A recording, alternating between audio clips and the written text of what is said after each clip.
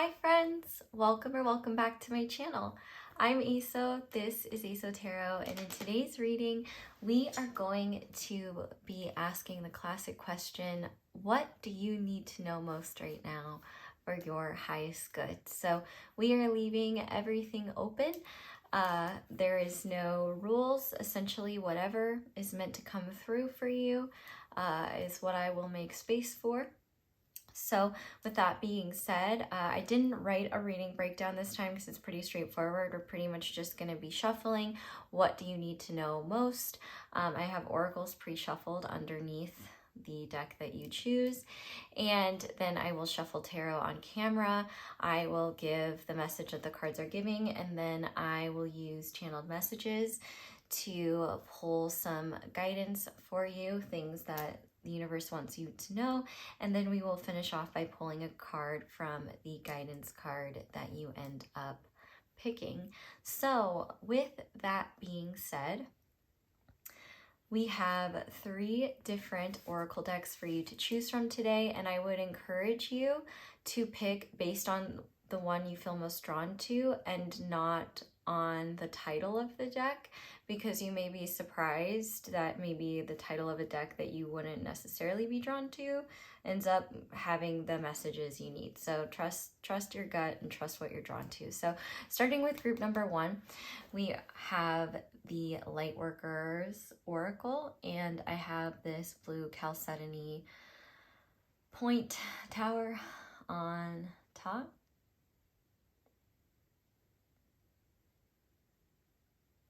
Then for group number 2, we have the Isis Oracle, and I have this yellow fluorite point on top.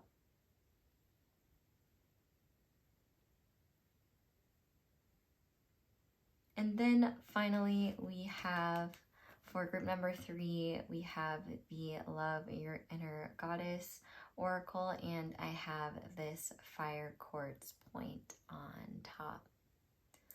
So go ahead and pause the video if you need to decide which pile you feel most drawn to. It's absolutely okay to be drawn to more than one group. The general gist is, if you are hearing the message and you're like, I don't need to know this right now, this isn't for me, not your reading. But if you're here and you're like, I really need to know this, then congratulations, you found your reading. And if all 3 resonate, I love that, because not only is that hella efficient for me, but you get more goodies. So as long as the messages bring clarity, confidence, awareness, closer connection to self, all that jazz, then I'm happy. That being said though, intro squad, my question for you today is, what is something that you have learned since the start of this year? What has this year been about for you? You could do that. Or, what is some wisdom that you have gleaned from this year? For me, one big lesson that I've learned this year has to do with timing and also my expectations around it. I guess it also ties into surrender, where I'm starting to recognize, like, maybe things not going the pace that I want them to actually serves me. I feel like I have a tendency to be very like forward momentum, or I do nothing. And I feel like I'm getting better at like being comfortable in a more gradual pace and recognizing the value of going slower in life in general, and also like the reality that maybe I create a lot of stress for myself by creating arbitrary deadlines or acting on this feeling like I am behind, even though that's just a feeling. And I'm starting to recognize how my expectations of timing and my expectations of how I should execute things along on a certain timeline, how that might create more difficulty and take me out of flow. So I don't know, it's really liberating though, because I think that time can be one of those things that really puts pressure on you. And also As someone who's not even very good at keeping track of time anyway, I don't know why I was holding myself to such stringent time expectations to begin with. I think that there is some value in trusting the universe's timing. Because, for example, I wasted an entire night last night trying to get this video done, when in reality I should have maybe just given myself some time to relax and then tackled it.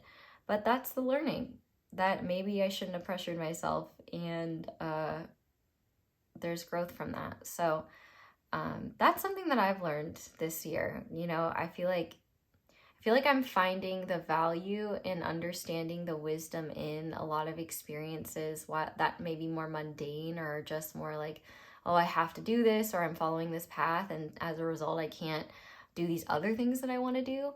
But at the same time, I feel like it's good, because I'm seeing the value in all experiences, and also recognizing maybe I don't need to put so much pressure on myself, and maybe those things will be easier to spend my time and energy on at a different point in the future.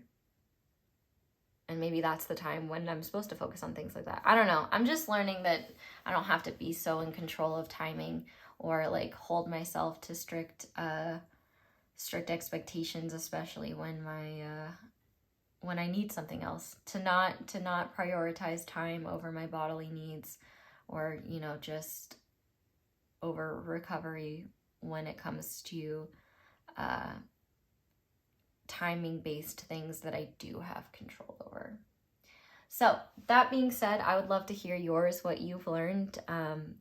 Maybe share anything about time if you want to. But with that being said, I'm going to go ahead and get into the readings now. Thank you guys so much for being here. I love you, and I'll see you in your reading. Hi there, Pile 1. Welcome to your reading, and thank you so much for being here. If you guys chose the blue Chalcedony Tower and the Lightworker's Oracle, this is going to be your reading on what you need to know most at this time. I'm going to start by shuffling your tarot and laying that out. General gist of this reading, if what I am talking about, you're like, this doesn't make any sense, or I don't need to hear this, that's not your reading. But if I begin talking about things where you're like, yeah, I needed to hear this, then congratulations, you found your reading. I know it sounds like it shouldn't be that simple, but it really is that simple.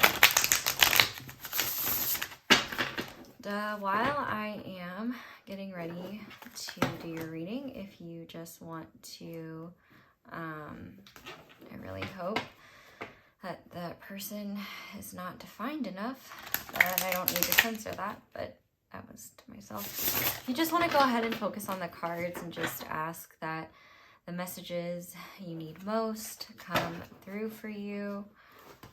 Why is this one card upside down?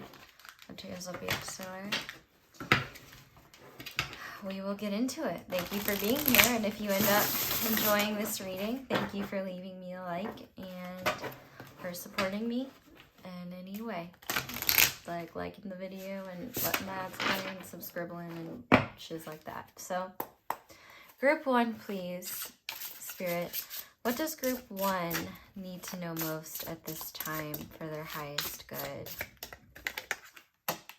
Okay, we have the 7 of Pentacles. I'm going to pull 4 cards. What does group 1 need to know most? We also have the 8 of Pentacles. What else does group 1 need to know most? We have Judgment. And one more, please. We have the 9 of Wands. Okay, that makes sense.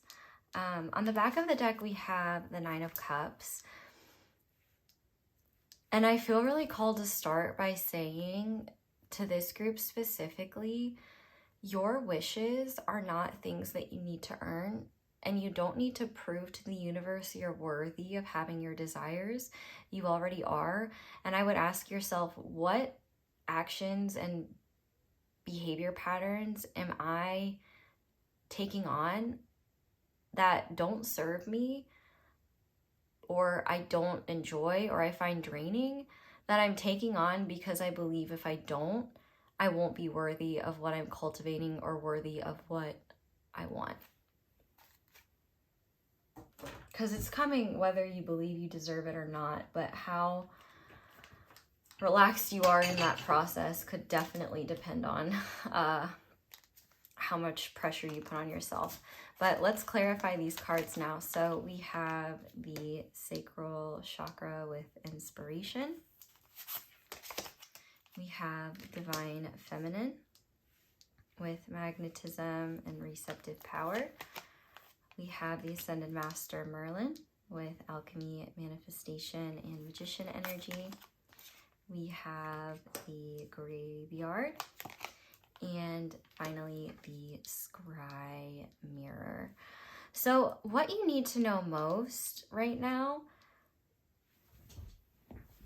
I need to know most if it's in the frame, and it is. Okay, now we can talk about what you need to know most. What you need to know most is that nothing is out of place, and the lack of balance that may or may not be in your life right now, or the lack of or the type of life balance you enjoy and typically have that maybe you don't right now, that is okay. Actually, you're right where you need to be. And what I see right now is, for a lot of you, you could be just at a place, definitely within your career path or within something you've been working on for a long time, whether that's a relationship, a manifestation, a life path, career, school, something like that. I see that heavily focused, but even to any creative work or just creative endeavors you have, if you do work independently, like for yourself, or if you have a typical state of flow that you're not in right now and you feel out of sorts, I need you to know that's absolutely okay. For a lot of you, you're probably in a place right now where you're either burnt out or running into creative blockages / like just struggling to have inspiration in general.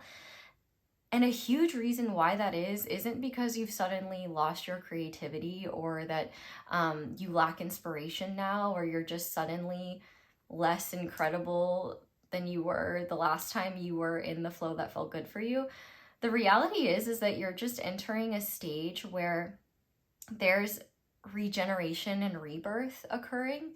And when you're in that state, life kind of slows down so that you can go inward and also take a breath. If you watch the intro squad portion of my intro, there are some things that I talk about in there that might resonate and relate to you. Maybe that's why I felt called to talk about it. Because one thing that I see here is that nothing, like your creativity, your ability to succeed, where you are on your path, you're right where you need to be, and you're not doing anything wrong. But one thing I do see here is that you may be used to a level of momentum, and it might be hard to watch it slow down, or it might be hard to recognize that your body is not, or your energy levels, or your mentality, like just your mental state, you're just not able to be in that state right now. And I think probably trying to force it is making it a bit worse. But there's definitely an encouragement here from the universe around patience during this process, because you're due for a profound shift, transformation, and up-leveling at the end of this regeneration and rest cycle. One thing you do need to know is that everything that you are working on, or everything that you have been building, nothing is out of place. And in fact, this is the natural next step as you move forward in your path, in order to be as balanced, aligned, and on like the proper timeline / proper flow for you. And what I mean by proper timeline is a timeline that makes sense for your life, but also doesn't expect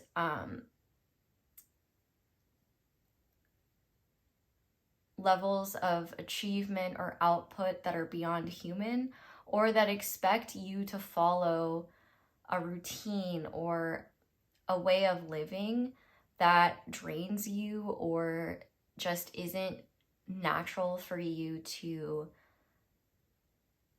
take on and natural for you to be in. Like, what I mean by that is like,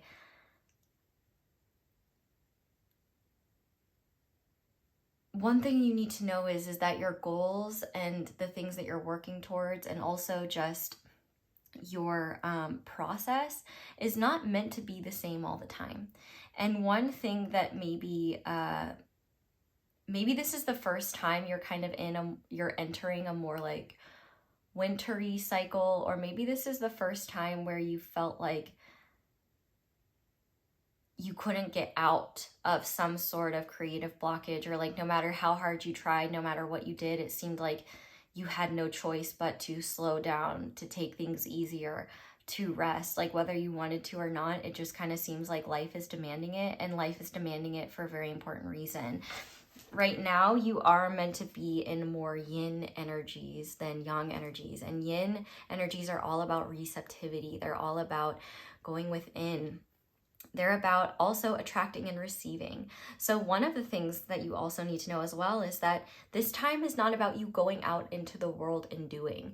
This time is about reorienting, restructuring, releasing, and reflecting on where you've been, where you're at now, and what these lessons of slowing down have for you. And I don't even really like calling them lessons, because it's more so life, like putting the necessary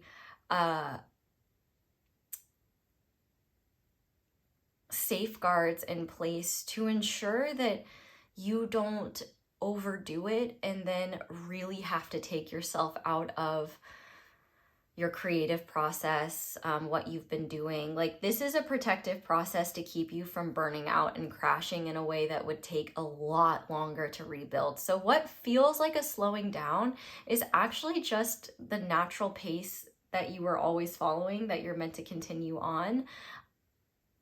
But I see the resistance to being on that path, and I get it, because like slowing down is hard. And as a person with a bad case of the Aries scaries, like I just want to, especially as an Aries Mars, like I just want to go. And like I bet you get it too. You're just like, I just want to keep flowing. It's frustrating to deal with resistance. And I feel like you have the tendency to assume that it's you that's doing something wrong, or maybe you're not being grateful, or what if someone's psychically attacking you, or what if this is, and that's not it. You're not being attacked. And truth be told, the best sort of psychic protection you can have is goodwill towards yourself and others, and also believing in the reality that no amount of psychic or occult bullying can stop you from your goals or stop you from what you need. This slowing down is not a punishment. It's a much needed gift and actually reward for how much output you have been engaging in, for how much work you have been doing, for how far you have come. And the universe is saying that hard work hasn't gone anywhere. I mean, we have pentacles here. Pentacles are sure and solid, but the Seven of Pentacles is a lot about patience, and the Eight of Pentacles is all about work in general, hard work, our process.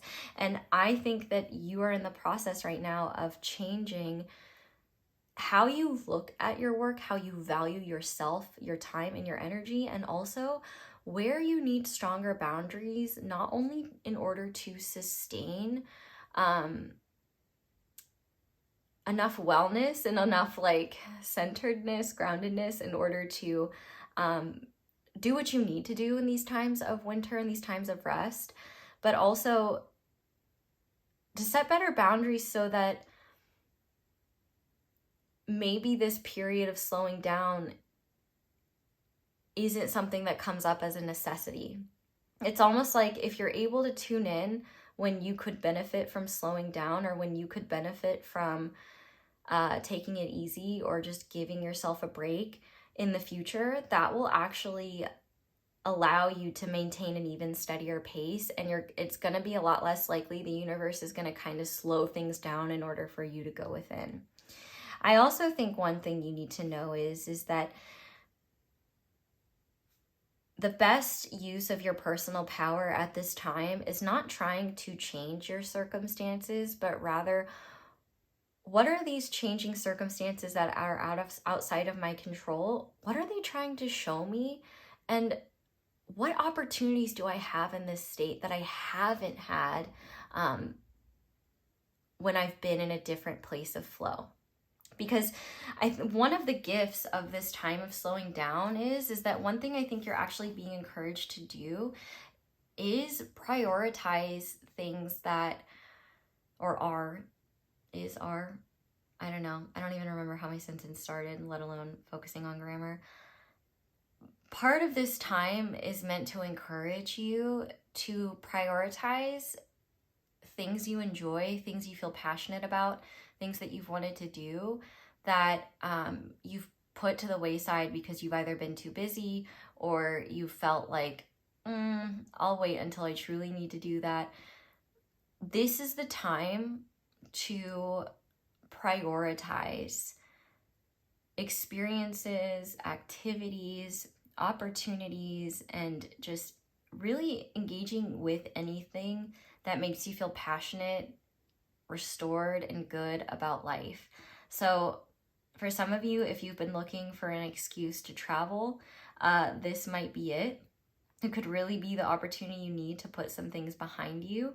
And I definitely think part of the reason why there is a process of slowing down is that there are things in your world that are ready to leave. And I have a feeling for a lot of you, these are partially like patterns around expectations of performance and expectations of yourself that may not actually be in alignment of what's fair and grounded in reality for you. And in addition to that, I think belief systems that you may have around what your future is supposed to look like and also what you're capable of doing and what others think of you, I think you're ready to release a lot of that. And additionally, I think that if there's anything in your world right now that is taking you away or draining you in ways that are like you're not able to set boundaries with it, or ways in which it's just sucking your time and energy, it's almost like parasitic, I do think there are certain things like that you may be ready to release. And in order to do so, you may just need enough time with yourself to see like, wow, okay, this acquaintance of mine texting, trauma dumping to me instead of talking to a therapist, I felt like I could really handle that at the time. And I do value helping them, but actually maybe it's not my place. And wow, I didn't realize how much energy maybe that was taking from me. I feel like you are someone who is very selfless and someone who really cares about the quality of what you put out into the world, which are two very wonderful things. But when those qualities become martyrdom and become a form of self-punishment if you don't adhere to what you think you need to, that's a problem. And that's not meant to go with you into the future. Because one thing that I see here that's actually really exciting and really powerful is that you're due for like a huge upgrade in terms of your energy system and in terms of your connection to your body's magic and wisdom. And so one of the things that I see here is that you're shedding a lot of internal blockages to faith in yourself, faith in what you're creating, as well as trust in yourself and trust in what you're building, and also a recognition of where you've had beliefs about yourself that are likely rooted in wounds or trauma or anything of that nature that is getting in the way of your ability to be in your own process, to trust yourself, to act in ways that are beneficial for you, and feel comfortable, or at the very least accepting of the discomfort involved with setting the necessary boundaries in order to ensure your well-being. One thing I do see here with the Nine of Wands is the Nine of Wands is a lot about setting boundaries. But every time I see the Nine of Wands, I hear Aphrodite's voice. Shout out to him. He's great. I always hear it's going to get worse before it gets better. I don't always see the Nine of Wands that way, but the fact that it came through, I don't see it like every time, but it's definitely an interpretation that I see in this case. And what I mean by it gets worse is I see that you want a direct reprieve from being where you're at right now. Like, you just want things to speed up. You just want things to be back to a place where you can flow effortlessly with what is. You can create easily. You're full of inspiration, and creation is as intuitive as breathing. It's as whatever you're doing in life is just, there's a fluidity in your process where you don't have to think about every single thing you're doing or be very methodical, because the sheer amount of just like energy and inspiration flowing through you, it creates this natural pattern of action that I would imagine is very enjoyable to be in because it is so seamless. But even within that, some of how you flowed with that has, I wouldn't say it's been at the expense of your well-being, but I will say has been, the energy has sort of ruled you instead of you working with it on your terms. And what I mean by that is there's probably experiences you had whereas you were in this flow state where there were things you wanted to do, or your body had certain needs, or you just, it's almost like an impulse, or you'd be flowing with the energy, and the energy you'd get this huge burst of inspiration. And even though maybe you had, worked all week and really wanted to relax for the weekend, you couldn't seem to put it down and allow that inspiration to keep flowing to the point where you had no weekend. You spent it all on others, on what inspired you. You're not meant, one of the things that you're meant to gain from this time is the ability to recognize when you can document inspiration if you need to and tuck it away for later. There are going to be times where you're going to feel that impulse or the call to do something, to make something, or to flow in a certain way, and it's not necessarily what you need in that exact moment. Maybe it's what you need in the morning, or maybe it's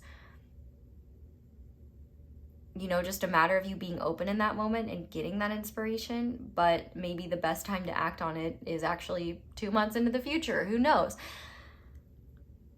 What you're meant to know is that there are times when maybe this impulse has been stronger than what your body or what your conscious mind is saying that you need. And so you're meant to come into better balance with that in a way where you trust in this current of energy that flows through you, where you're like, I know that I don't have to do what it is telling me immediately. You don't have to completely derail your schedule in order to follow this impulse. You're allowed to actually say, that's a really good idea. I'll pack that away for later. Or, wow, this energy is really moving me, but today's my day off and I really just want to enjoy it. Giving yourself that, I think, is going to be incredibly powerful, because you'll start to see where you didn't realize you had more power over this energy in terms of giving this energy directions in terms of how you want it to show up in your world, or how you are willing to work with it. I'm willing to follow this inspiration, but I'm not willing to do it at 3 a.m. when I have to be up at 7 a.m. Things like that.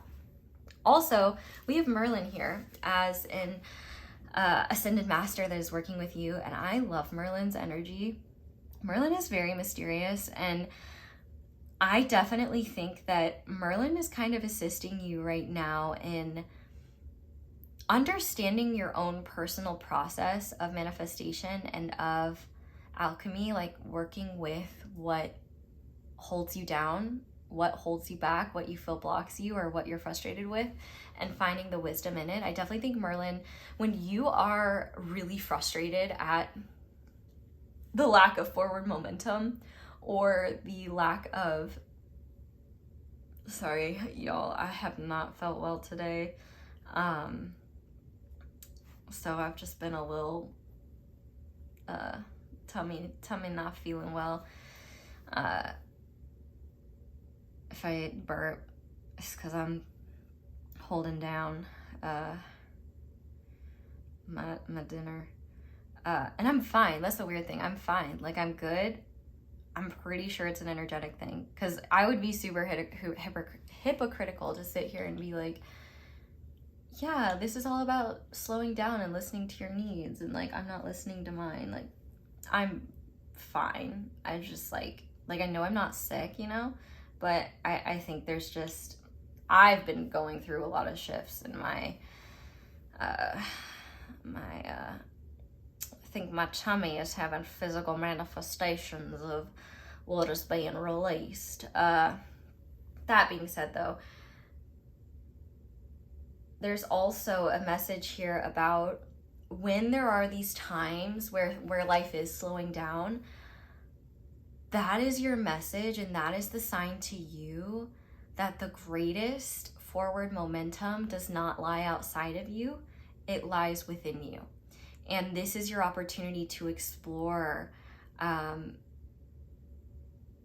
not only your spiritual side, especially if you've had to put it on the back burner due to life, or you've just been in a place where you haven't been able to be as spiritually connected as you like, but also I think that you may be in the process of discovering new gifts and also strengthening aspects of self, especially aspects of self around protecting your own flow and protecting your inner resources and what you give, and also protecting the access that others have to you, you know, protecting, like, setting better boundaries with like how much access people have to you, and also setting boundaries with the access that spiritual energy has for you. You might be a particularly open or sensitive person, and so you might get spiritual, psychic, or even mediumistic information, and you may just forget that you can say, hey, like, brain's closed, not talking right now, you know, talk to me later, sort of thing. And just having more conviction in recognizing, it seems like you're excellent at taking responsibility and accountability for your actions, but you're horrible at giving yourself grace and accepting when what's best for you and what's needed in this moment is something that requires you to surrender and accept rather than control and push yourself forward. You're great at making things happen, but you're kind of terrible at letting things happen for you. And that's really the biggest thing that you need to know, not because, not like, haha, you suck at that. No, we all suck at things. Sucking at things is the first step to getting great and or sort of good at things and learning from them.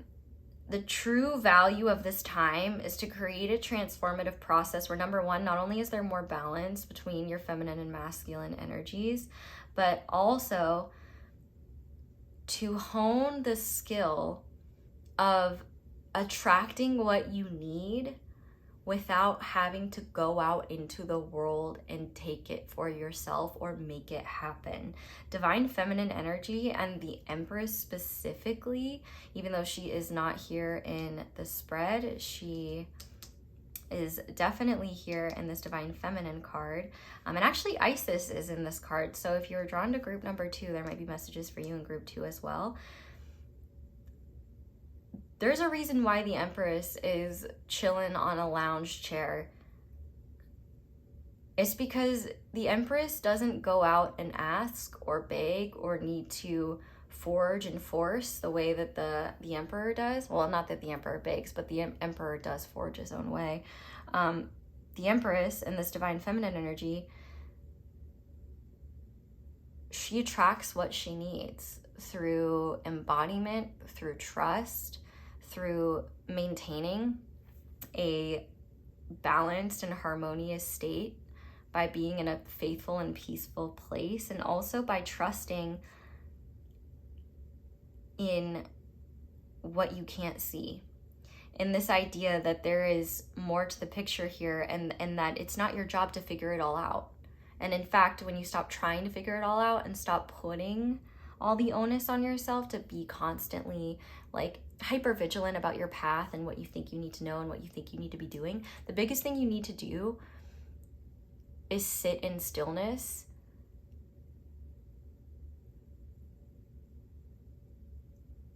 and accept the discomfort in it as you find your process of going within, or redefine your process of going within if it needs to change at this time. Your creative well has not run dry. It is not over for you. You are not messing anything up, and nothing is falling apart. The reality is here that you're in a very necessary cycle, and the universe is doing the most compassionate thing possible for you by helping you prevent some sort of real burnout, or some sort of real psychic, energetic, or bodily damage that could be caused by continuing to push forward without taking time to regenerate and slow down and reset. One thing that is for sure here is that when you don't have anything to pull from your creative well, when you don't have vision, when you don't feel inspired, when you feel panicked about that, the answer is not to try and force inspiration out of you. The answer is to slow down, because you're very likely in a state of exhaustion, burnout, or fatigue that needs to be addressed, because your body is your energy and like all of what's going on, it's going to try and serve those parts of you that are in a place of deficiency. It's like the inspiration is not going to be accessed until you're in a balanced enough state where you're, for example, not ruminating over why you haven't been able to change XYZ and why, things haven't moved forward yet. But the thing with judgment here is, number one, don't often take judgment as like literal judgment, but you may be judging yourself hard for needing to slow down and not going at a certain pace. And so if you're doing that, it's really unfair to yourself, because part of divine feminine wisdom is about trusting flow and the cycles of flow. And here's the thing, you're great at trusting flow when it's, inspiration, action, forward momentum. But I think it's hard for you, and it makes sense. Of course it's hard for you to trust a flow when that flow is slowing down, because you might have this idea that when you're in the flow, things always happen quickly, things always happen easily. Sometimes being in the flow is slowing down and there being no flow, because maybe you're just meant to float and relax for a second. Maybe that's where the flow is leading you. And one thing that this is really going to do for you is transform how you see these times in a way where you're no longer judging yourself, and you're much quicker to pick up on when you do need to slow down or take a minute, or when things might be slowing down when you don't want them to, and recognizing, okay, maybe there's some wisdom for me here that I haven't yet seen. But you do need to know that there's nothing like wrong. You're not doing anything bad. You're not being punished. You're not losing everything. Everything is still going according to plan in terms of what you've been creating, what you've been moving towards. And also, this is the tail end of a necessary cycle. I mean, you have like multiple 7s and multiple 9s.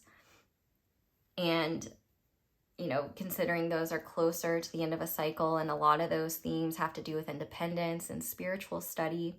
And there is that imbalance there.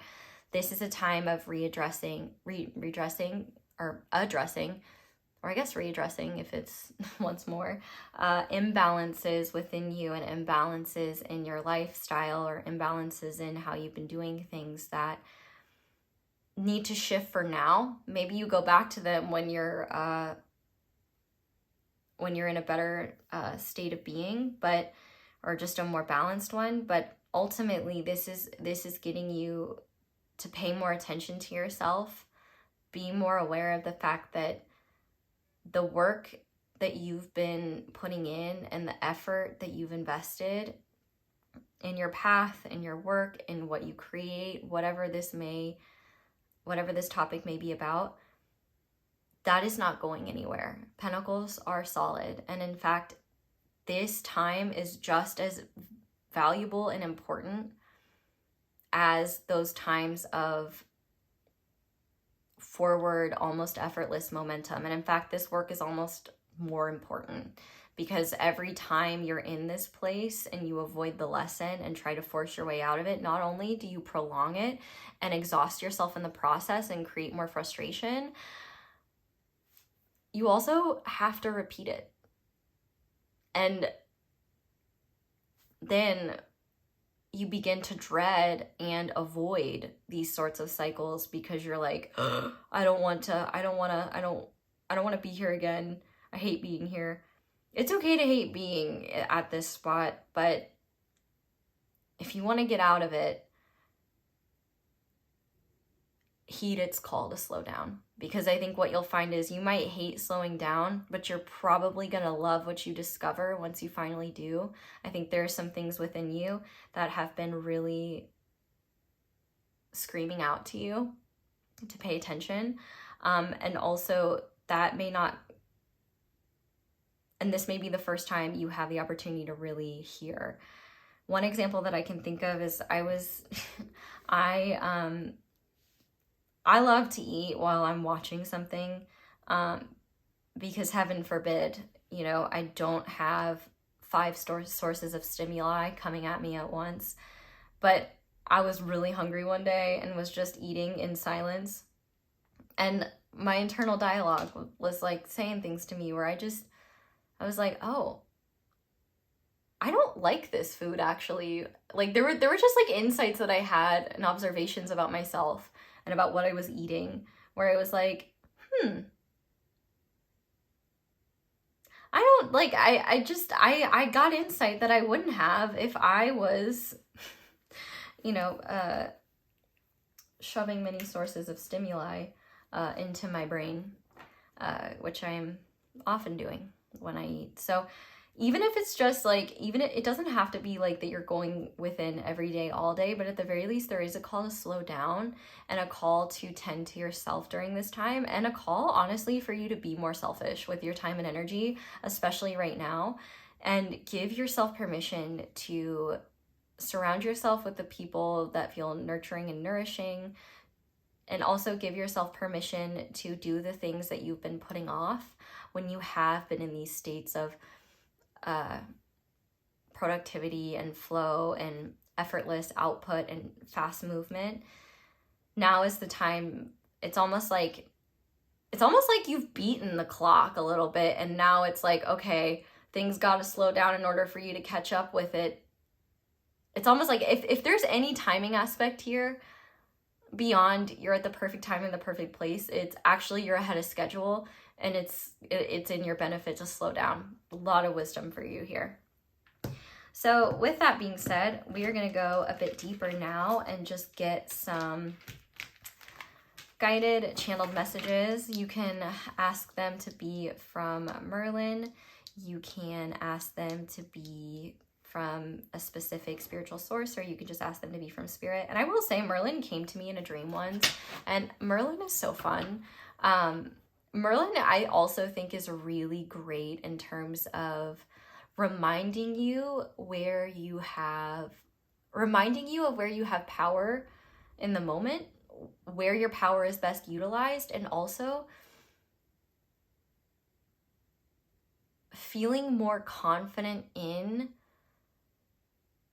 working with a mystery that you can't control, a mystery like, why am I slowing down? Hopefully what I've shared gives you a little bit more insight, but there may be a lot more to it than what I'm sharing, depending on your specific situation.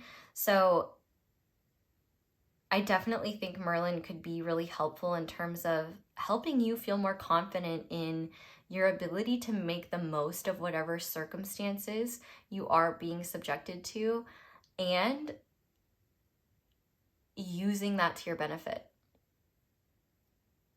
And also trusting and exploring in your spiritual and psychic gifts or spiritual interests and growing in that process. Now is going to be the perfect time for you to spend more time in meditation or explore spiritual or philosophical, religious, psychological traditions, different things like that involve inner exploration. Now is really the time to get into that and prioritize that, because not only is it going to help you get a better, I guarantee you, sources that you're drawn to, whatever they are for you, whether they're books, videos, whatever the case may be, just personal downloads from being in meditation, you're going to get the answers you need, and you're also going to get the insight you need, and it's going to be easier for you to settle in to this time of slowness. It's not stillness. It might feel like you're stuck or still, but you're not. It is a slowing down, but that slowing down is only so that you can see where the pitfalls are in terms of what needs you haven't been able to care for when life has been going at a faster pace, and also the wisdom you would never be able to receive if you were always going at that pace. Not only is it not natural to be going at the pace you were going all the time, but also it would be deeply unfair for life to not set up the circumstances to allow you to have access to wisdom that you couldn't access if you weren't able to slow down. This process, while it may be frustrating, is a blessing. It just might be in disguise until you start to see just the value of what is here for this time. Okay. Also, Archangel Gabriel may be, and the goddess Isis are all figures here that may be really helpful to you. So, that being said, let's go ahead and see what Spirit wants you to know. So, spirits that love group number 1 and humanity without condition and that are in resonance with sovereignty, what would you like group 1 to know? Okay. Yep. Accept. It is what it is. Healing occurs naturally with acceptance. Make peace with what is. The only way out is through. So that's exactly what I was telling you. If you want this time to end, slow the fuck down. Listen to what's actually being told, because the longer you avoid it, the longer you're going to be there, and the more tension and frustration you're going to feel, because you're going to want to keep moving, right? What else, please? Yep. We have trust. Take a chance. Faith can move mountains. Trust the universe to guide you through the unknown. Yep. This is a lot about building trust in what you can't understand in the moment. And I will say, like, it's okay if you have trouble having trust, or if you have trouble having faith. A lot of times, trust and faith aren't feelings. They're choices that we make in the face of great fear or great distrust in what is occurring. A lot of times, and I will say from personal experience, like, especially within the past 2 years, there has been a lot for me around accepting when I'm struggling to feel connected to spiritual energy or to my faith, and recognizing that, well, I guess it's all going to work out, and like accepting that. That's actually been very healing for me. Just like trusting that things will work out and not needing to figure it out. And it's also a great example of showing your trust to the divine or to a higher power when you say, hey, I'm giving my fear to you. I trust you to help guide me. But also, there really is a message here about getting out of your own way and stop trying to force what you think needs to happen and let life happen for you, because not only can things happen more effortlessly, more gently, and more naturally, but also you'll find that maybe you enjoy that process more, and you'll be able to discover and tap into certain gifts that you would never know you had if you didn't slow down. Okay. Finally. Yep. As within, so without. Have compassion for yourself and others. Everything is a reflection. When we change, everything changes. Yeah. So if any of you have had some curiosity around connections in your life, especially mirroring connections, if you feel like that person needs to make changes and you're trapped because they're not making those changes, one change that you need to make is the belief that is number one, that you need to be the one paying attention to what they're doing or not doing. That's one. Another thing is you may be really focused on them in a way that kind of takes you away from yourself.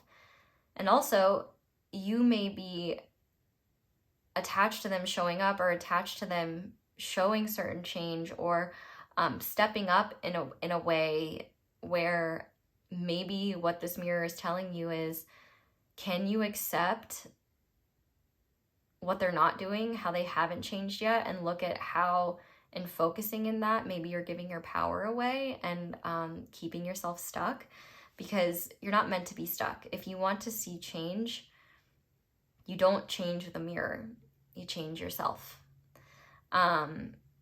And on the back of the deck, we have it's safe to relax, because the universe has your back. Your divine purpose is to enjoy your life. I definitely think that's one of your many divine purposes. And one of the things that you can't do when you don't slow down is stop to smell the roses or the flowers and just enjoy what life has, you know? Earth is a really magical place, and we miss out on a lot of the beauty of it because of our own imbalances in our relationship with it, and or whatever the case. But yeah, everything's fine. The biggest thing you need to know is that you're not doing anything wrong. The only thing you could be doing that's wrong is punishing yourself for this period that you've entered in, where things are slowing down, or you are in stillness, or just things are slow, because it's not your fault. It's not a punishment. It's actually a gift, and something that is going to help you see many, many, many more gifts that are lying dormant within you that have just needed time to emerge, and a focused enough awareness on your end to be able to receive them. So with that being said, we're going to go ahead and finish your reading off with your guidance card. You guys chose the Lightworker Oracle, which is an excellent deck, I must say. So, Spirit, what guidance would you like to leave group number 1 with? What do they need to know at this time for their highest good, please? We have the Key of Light. So we've also got some Archangel Michael action going on. You got all the angelic energy here. I love to see it. So let's go ahead and look. Key of Light. Also, this is a weird message, but the number 8, I think, is very significant for you, because it's the only balanced number we have. We have it in the 8 of Pentacles. We also have it in the Merlin card. I know in 6 + 5, 11. 11 isn't necessarily a balanced number. 8 seems to be significant. I don't know if that's because it's a regenerative and abundant sort of number, but I don't know what your connection is to numerology or how you work with numbers, but if you work with numbers and their energy in any way, if you're trying to cultivate more balance, study the number 8. Okay. Ooh, let's see. Actually, I was open to one of the cards that says 1111, so let's see what 8 says in there. 8 asks you to step up into leadership that is not apart from others but amongst them. Others may look to you as a role model or authority figure. Accept this with humility and remember to encourage others to find their own power. So cool. I also see 8 as, like, you know, considering it's like an infinity sign on itself, think about what, I think 8 could be just a great reminder of like, nothing is over. You're just in part of a cycle where it might feel that way because it hasn't reached its completion yet. Okay, 26, Key of Light. Archangel Michael loves you unconditionally and serves your soul journey. He brings a spiritual gift to you now, the Key of Light. This key allows you to open any door, clear away any obstruction, and free yourself from any prison or enslavement, physical, emotional, or psychological. There's no need for you to feel trapped or locked out of a situation you want to get into. You now hold within your hands a divine key that will assist you in many ways. Archangel Michael has a message for you. You have the power of the divine within you. You have the ability to free yourself. No matter whether it seems like another person, a set of circumstances, or the entire world holds more power than you. Your power of freedom is unconditional. It doesn't require that outer circumstances change in order for you to be free. Though as you choose freedom, outer circumstances often change radically. For now, to be free, use the Key of Light. This means staying true to what you know for yourself. Gently and lovingly assert your truth now. Do not cave in to naysayers and fear generators. Most especially, do not collapse under your own old fears and doubts. Gently and persistently cleaving to the light within will bring you through any apparent obstacle, free you from any apparent prison, and ensure your divine destiny is fulfilled. All doors shall be open to you. You are being given a gift of unconditional grace. Step back and radiate love from your center. That is your way. You do not have to betray your spirituality to fight. You can fight with love and trust, and that everything can be your way as a spiritual warrior. In each moment you choose love and trust, you are fighting the good fight. You are learning that love is expressed in no as much as in yes. This is so key to this time right now. I'm going to repeat it again. Love is expressed in no as much as in yes. So where this time is saying no to you in a lot of ways, it's for a loving purpose, and what makes you feel trapped within it, that's what needs to be addressed. What makes you feel stuck, what makes you feel frustrated, that's what's to be addressed, because there's a lot of wisdom here. And also, this time will open up a freedom and opportunities to do things that you haven't had the time, energy, or focus to indulge in.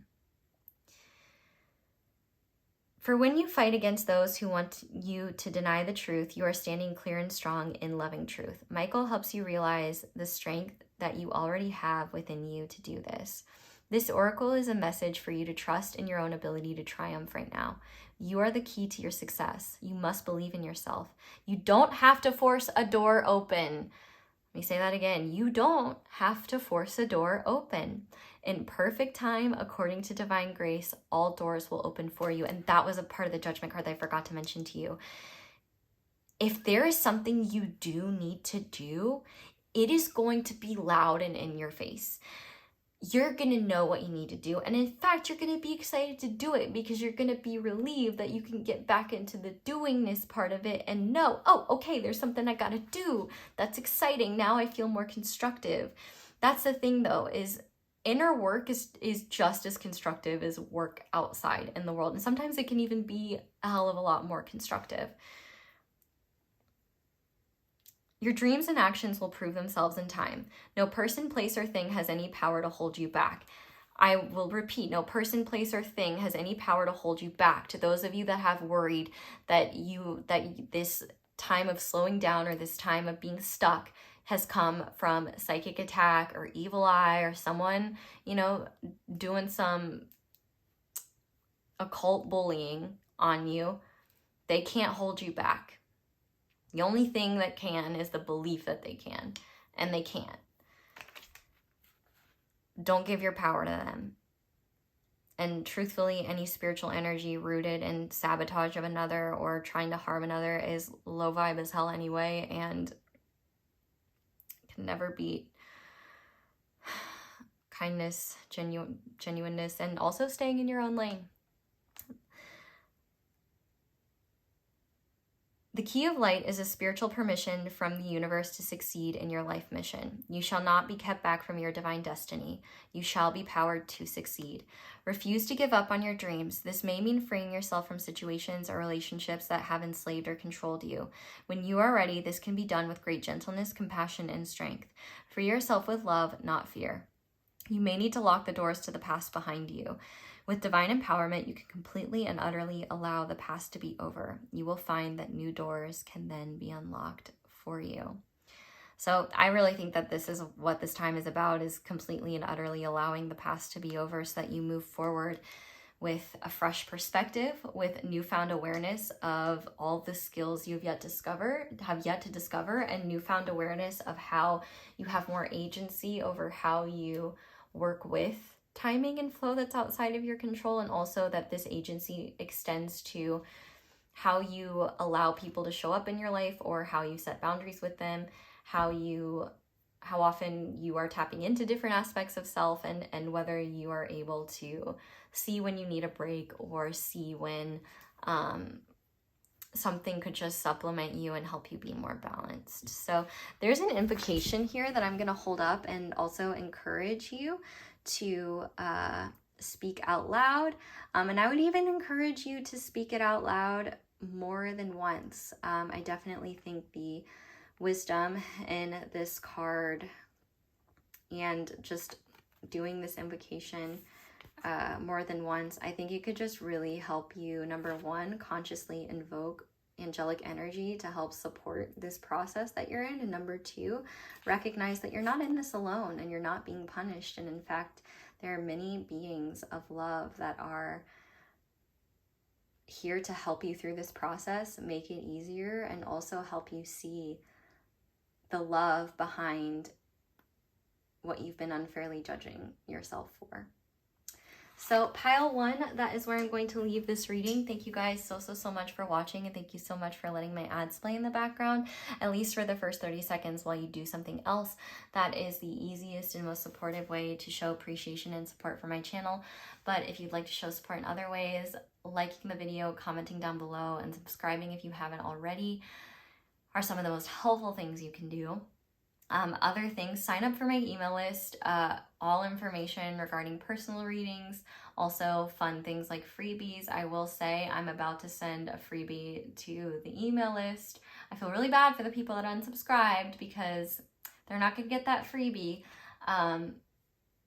But yeah, my email list gets first privilege. So if I ever open up personal readings or anything like that, my email list will likely be the first and only people to know because of how they will sell out.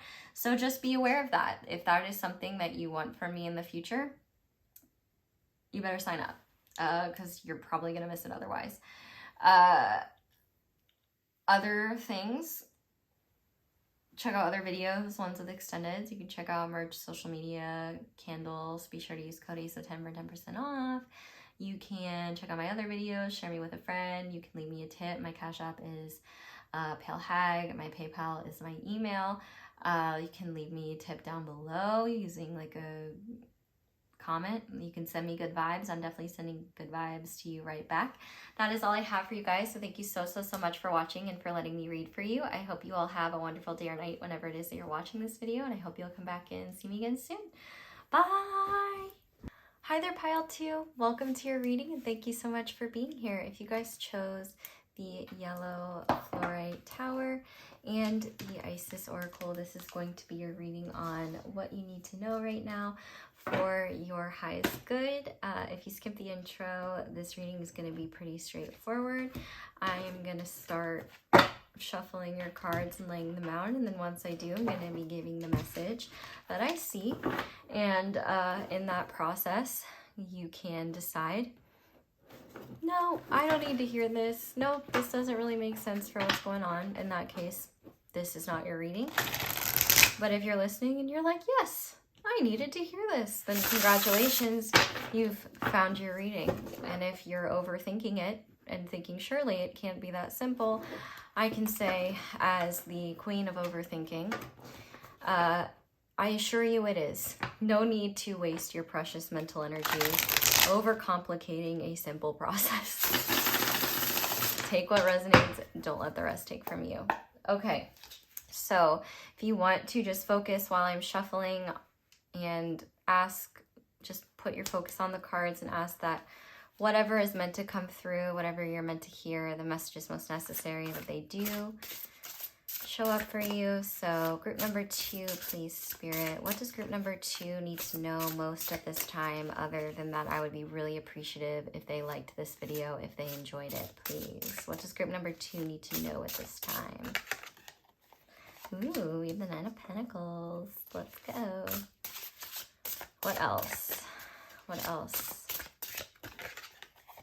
We have the Queen of Cups.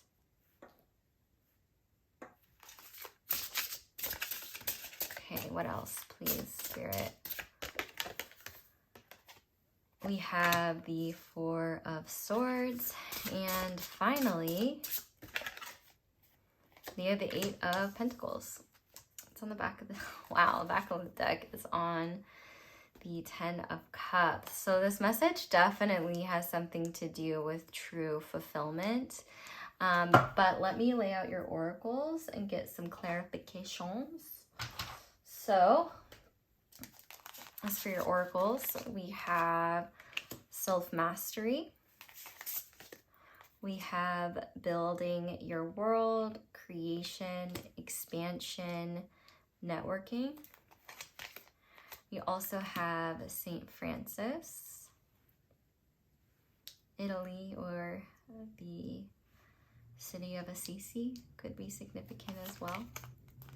We also have the All-Knower.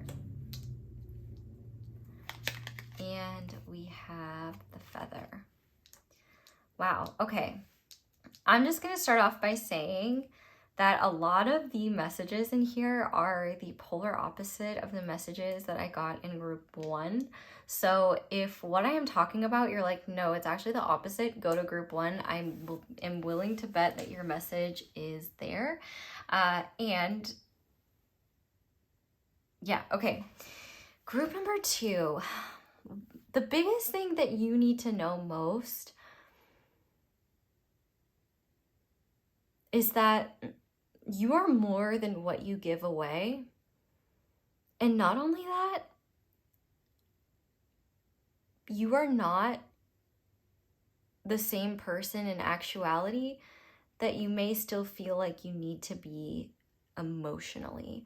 I would say for a lot of you here, I see a lot of mastery around the feminine aspects of energy. So yin energy. This has nothing to do with gender and everything to do with just energy expression. So yin energy is more receptive, internal, it's more intuitive, it's softer, it's also more mysterious, it's less straightforward, it's a lot of things. It's very receptive, and it's more about going within than expanding outward. And I see that you are excellent at going within. And not only that, I can see that you're in a position where you've achieved a level of material security and stability that is either admirable for your age or admirable, period. Additionally, it also seems like it's something you're deeply uncomfortable with. Despite the fact that it seems like you've attained this security and this sense of independence through following what your heart told you to, through following your own path and trusting that, and not only following that path, but following it with a sense of integrity, commitment, and a true desire to help others and to add love into the world. And that's not only a beautiful thing, it's also something you need to give yourself more credit for, because one thing you need to know is that while not everyone may appreciate what you've built for yourself because they may be too busy being jealous or feeling insecure about the fact that they don't have the same success as you do or that they're a different person, or the same stability as you do. Because I feel like for some of you, you feel like you're not as stable as you really are. And part of that could have to do with Chiron wounds. You might want to look at where your Chiron is in your chart, because your feelings are very powerful, and you already know that, but your feelings are also powerful enough to create this idea that they control you, rather than, I don't want to say you controlling them, but rather they don't have to be the determining factor of how you move in the world. And that doesn't mean you get rid of your empathy or compassion, but where I see this being a problem is that I think that you still hold and carry a lot of guilt for things in your childhood, where maybe you feel guilty for your success or what you've cultivated, and like you should give it all away, or that if you use what you've given to the world, like this stability for yourself, you may feel like you don't deserve it, or you may almost want to sabotage it, or feel like, or maybe you know that you're worthy of what you've earned, but at the same time, you might feel really guilty and insecure about the fact that you are not in a place of immediate need. You're not in a place of struggle the way other people are. And you might feel bad about that, or like you're doing something wrong and you're not. The one thing I do see, though, is that there is a need for you to heal how you view, number one,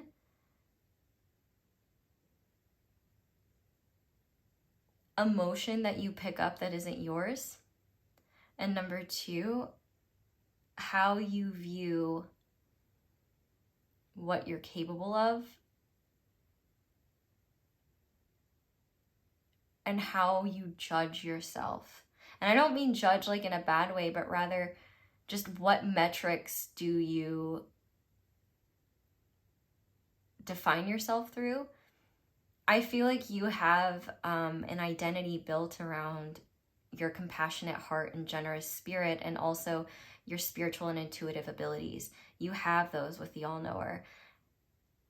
But the thing is with someone as sensitive and open as you, I also think it's really hard for you to make decisions in your best interest sometimes, because the guilt of doing so, and also in addition to the emotional impact of anyone else's upset or disappointment with not being able to have access to you or access to what you offer in an immediate way, like there is a real need for you to start having acceptance over the fact that you're not responsible for other people's disappointments. And on top of that, it is in your best interest to accept the discomfort that comes from asserting boundaries and taking up more space in the world in general. Because not only does the world need you to take up more space, but it seems like the identity you have around being a compassionate, generous, and caring person is actually holding you back from, number one, bringing your masculine energy into better balance, the dynamic parts of you that want to take action, that take up space, are comfortable being seen. I feel like there are a lot of qualities within you that do not fit into this identity that you have for yourself.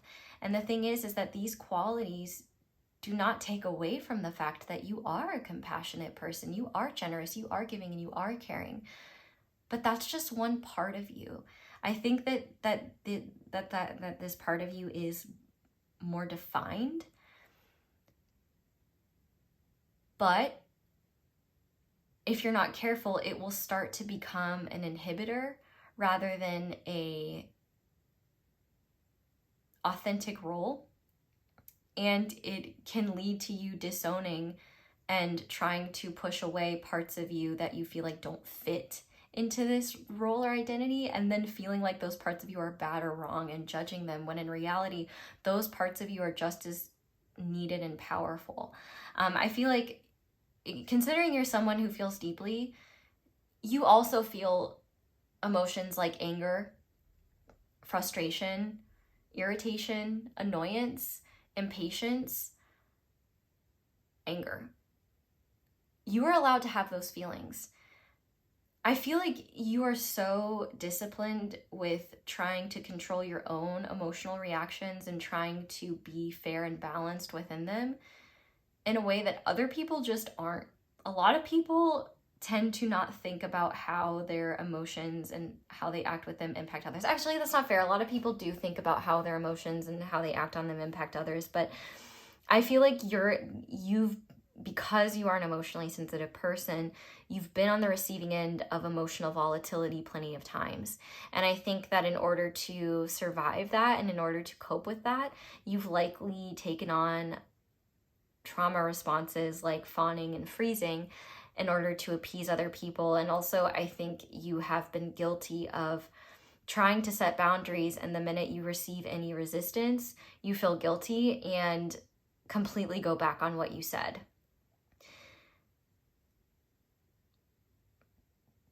What you need to know is that this part of you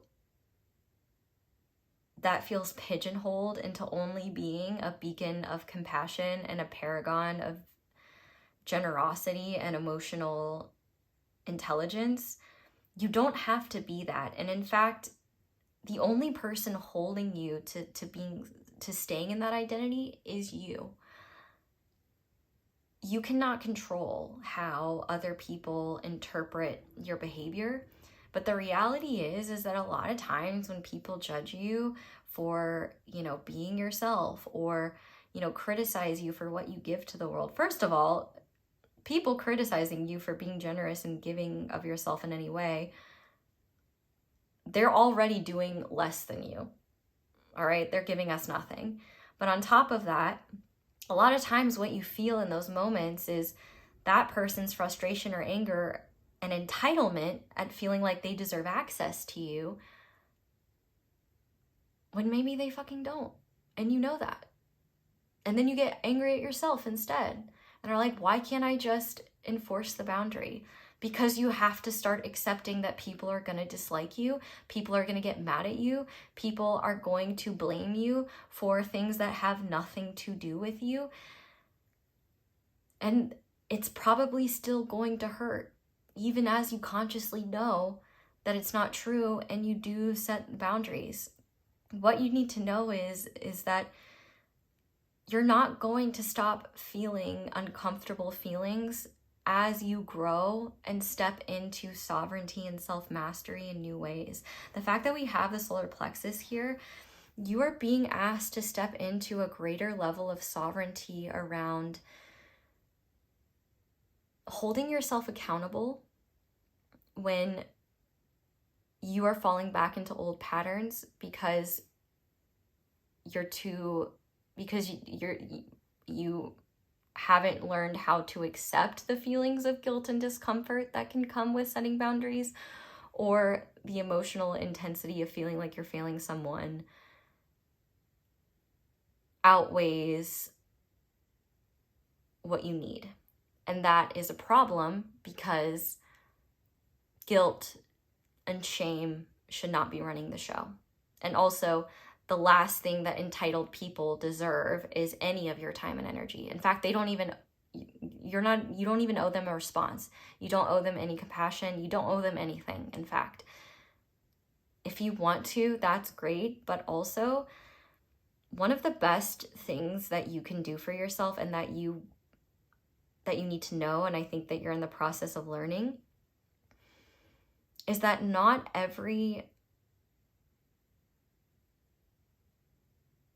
you're not everyone's mother or parent. If you have children, then you should know who is deserving of grace, leniency, and openness. It's the developing humans directly under your care. The people that come to you, or the people that seek out your spiritual gifts or services or just seek out your help in any way, if they don't treat you with respect, if they are not understanding of your boundaries, if they feel entitled to what you have to give or are unwilling to give you in return the value of what you're giving, like for example, paying you what you're worth or anything like that, if you're providing paid services, for example, it is an act of self-betrayal to let that entitlement, to bend back your boundaries and let them in, and accept what outside force is trying to break through the personal boundaries you set for yourself. You're not responsible for the suffering of the world, but you are responsible for how you contribute to your own suffering by not being your own best advocate. And really what life is calling you towards is a greater sense of self, where you don't have to police your behavior into, is this compassionate and caring or not? Because the reality is that it's inhuman to expect yourself to be only one way all the time. And not only that, sometimes being frustrated or being angry, those emotions are telling us something, that something is going unaddressed, that maybe there's injustice, or maybe we're pissed because we're betraying ourselves in order to seek immediate comfort in the discomfort that arose from trying to assert yourself to begin with. You have the power now to step into self-mastery in a way where you can accept the discomfort that comes from doing what's best for you without taking on the emotions of others. You're definitely going to feel them and pick up on them, but it's a willingness to recognize it and release it. Additionally, this is a process that you're already building. And actually what you'll find is that as you let go of control a little bit and start to just kind of be yourself and let whatever is happening within you, just being more authentic with where you're at, you're going to find that people not only really respond to you, but also you connect to people that you've struggled to connect to in the past, or you'll connect to completely new types of people where you'll realize, oh, my likability is not determined by how submissive I'm willing to be to the whims and demands of the world around me. It's time to stop feeling guilty for the hard work and effort and integrity with which you live your life and contribute to the world around you. And on top of that, you owe it to yourself at this point to really start to accept the discomfort that comes from defending your boundaries and also telling people no, standing up for yourself, and not feeling like you need to give people an explanation if they treat you poorly or, they're upset. What you need to know is that you not only have full permission to protect your peace, but you simply cannot protect your peace ever if you're unwilling to do the uncomfortable things required to keep a peaceful environment around you and within you. I also think with this Eight of Pentacles, you've already been building the skills to step out of what's familiar, but I think you've been waiting for the universe to kind of give you the next nudge, when the universe is saying, actually, group 2, this next nudge is all up to you. I think the thing is that you're waiting for yourself to feel a sense of conviction or mastery in yourself, where you know that you can be imperfect in the world, or you know that you can set a boundary and everything will work out. But you're waiting for yourself to truly feel that truth, to feel that and know that. Like, there is a part of you that is like, oh, I'll truly have mastered myself once I don't care what other people think of me. When you're a sensitive and open person, or if you're neurodivergent or anything like that, the reality is that you're probably going to care and be sensitive about what people think of you. However,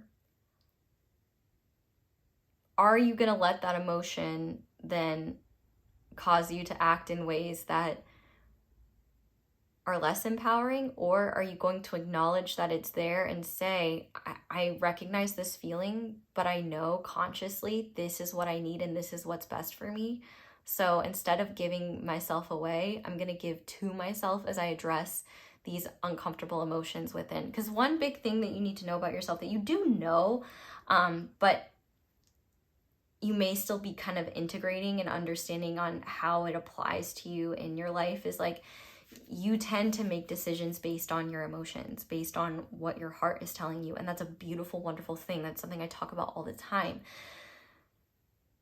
But there are definitely some emotions that are stopping you, that are taking you off your path, that are creating patterns of self-betrayal and making you feel unsafe in the world and guilty and ashamed of what you do, because you are either giving people too much access to you, or allowing or giving so much of yourself away and forcing yourself to be in this specific bubble of behavior that's appropriate and behavior that shows the kindness of your heart.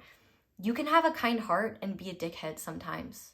You can have a kind heart and get mad at someone. You can have a kind heart and be frustrated. You can have a kind heart and say no to someone. That does not make you unkind. You don't need other people to validate who you are. You know who you are. It just may be painful when those who want to take from you or who want more access to you do not get it, because they would be destructive with more access to you, or it would be destructive to you to give that away. With this Eight of Pentacles here, it's going to be a process for you to step into self-mastery and feel more confident in the more dynamic elements of you, the more impassioned parts of you, the parts of you that can make solid decisions for yourself, even when uncomfortable emotions make you want to revert back into an old pattern. Because really what you need to know right now is that you're ready to step into a new level of reality when it comes to service, when it comes to sovereignty, when it comes to dynamic action, and when it comes to being instead of knowing. I think that you have explored a lot in terms of the spiritual realm. I think that you've done a lot of inner work. I think you've evolved a lot as a person.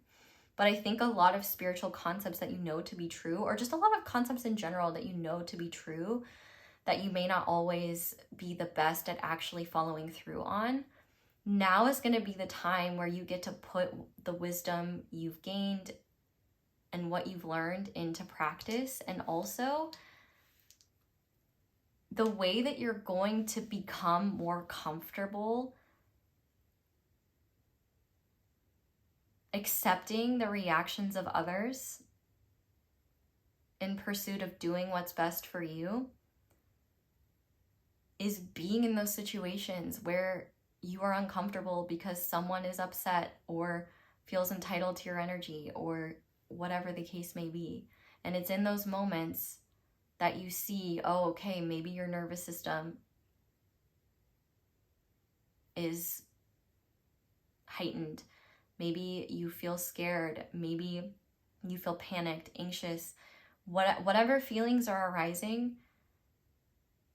That's when you're truly doing the work of self-mastery, because it's in those moments when you have the opportunity to do the same thing, revert back to an old pattern, or care and tend to yourself in your emotional body as you accept the uncomfortable nature of doing what's best for you. But not only that, one thing you need to know as well is that you're going to start being called out into the world more often. It's time for you to be seen, and it's also time for you to recognize that you have a lot more power than you realize. And part of the reason why you haven't realized that power is because you felt guilty exercising it. And the discomfort in exercising it has been stronger than the relief that comes later from exercising it. So the value of asserting yourself and being in those uncomfortable positions is seeing later how, number one, how good it feels to break the pattern to begin with. And number two, how much better you feel when you're not overextending yourself and when you're putting yourself first. It's like the guilt of doing what is... I feel like my air conditioning is really loud. I'm gonna go turn it off really quick. Okay, sorry if there was some background noise there. Hopefully that's gone. But then again, you're probably the type of people to be like, don't apologize. But the irony is you're the same type of person to apologize unnecessarily. So, I see you. I see you, twin. Anyway, there's another message here, though, about the fact that you've done a lot on your own, and the next stage of your learning has to do with integrating yourself more into new spaces, into meeting new people, or with people that are already in your life that, you know, are respectful and loving towards you, that you do trust. Building and expanding with them in new ways, whether that is in career ways, collaborative ways, or, you know, going on trips together, or doing things independently, like going on solo trips and meeting people while you're there, or volunteering for certain organizations and putting yourself out there more. I feel like the one thing you could do to alleviate any guilt and shame you have around feeling like you're not doing enough is to explore ways of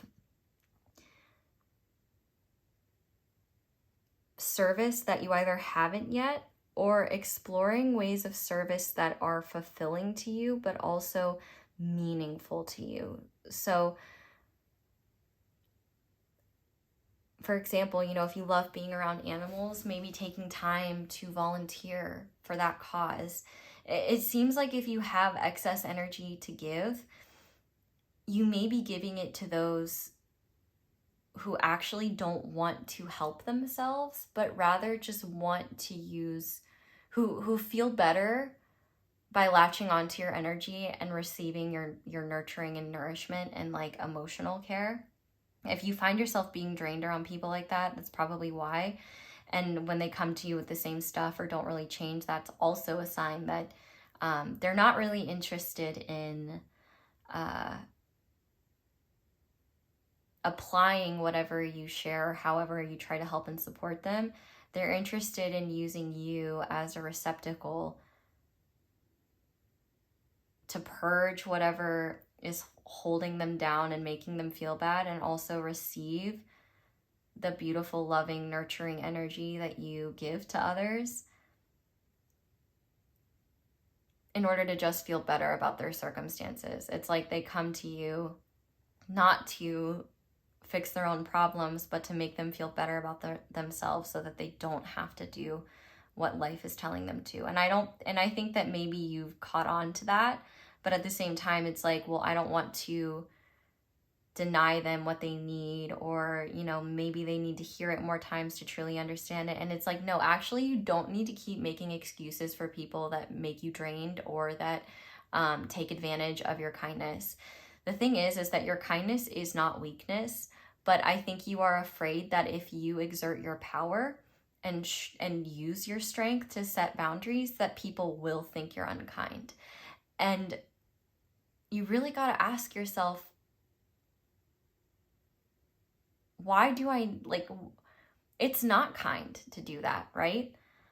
Why would I be around people who, or accept ideas that I'm not kind when I give so much of my time and energy to others, number one, and number two,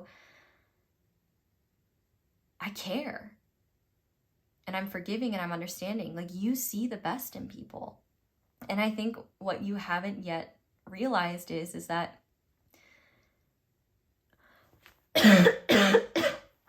sorry, a lot of people will project their own deficiencies onto you. So that's why it's important to know yourself and know that you can be a human being, you can be firm, you can even be angry or loud or even protective, defensive, aggressive. You can be flawed in your delivery of something. That doesn't make you a mean person inherently. You're allowed to make mistakes. And I think part of you is so afraid to make a mistake because even though you know consciously it is okay to make mistakes, the emotional weight of making one and the guilt that comes from feeling like you should have known better is scarier than staying in your comfort zone. And part of your self-mastery will be recognizing that the thing to address here is not your fear of making mistakes, but rather how you shame yourself for having them. I definitely think that there are beneficial groups for you when it comes to healing in ways other than using your emotional intelligence and emotional awareness to help others process their feelings or be that listening ear to others or to be a guide for others. Like this all-knower is a representative of the High Priestess archetype. And I think one thing you need to know is that your service goes beyond your intuitive and psychic gifts. And in fact, a lot of ways that you're being called to serve are more focused on personal causes that you're passionate about, and also causes that don't require you to be in a provider position, but rather a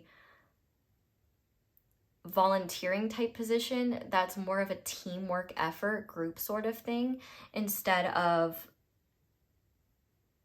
hyper independence, I gotta do it all myself type of energies. Because one thing I don't think you realize is how much energy it takes to sustain how you're living your life right now, and also how much energy it takes to sustain behavior patterns that align with this Queen of Cups identity you have for yourself, as well as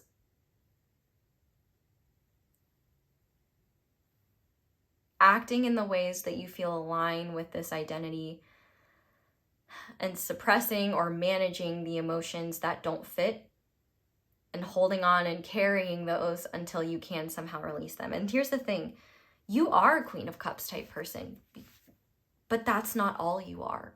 You're so much more.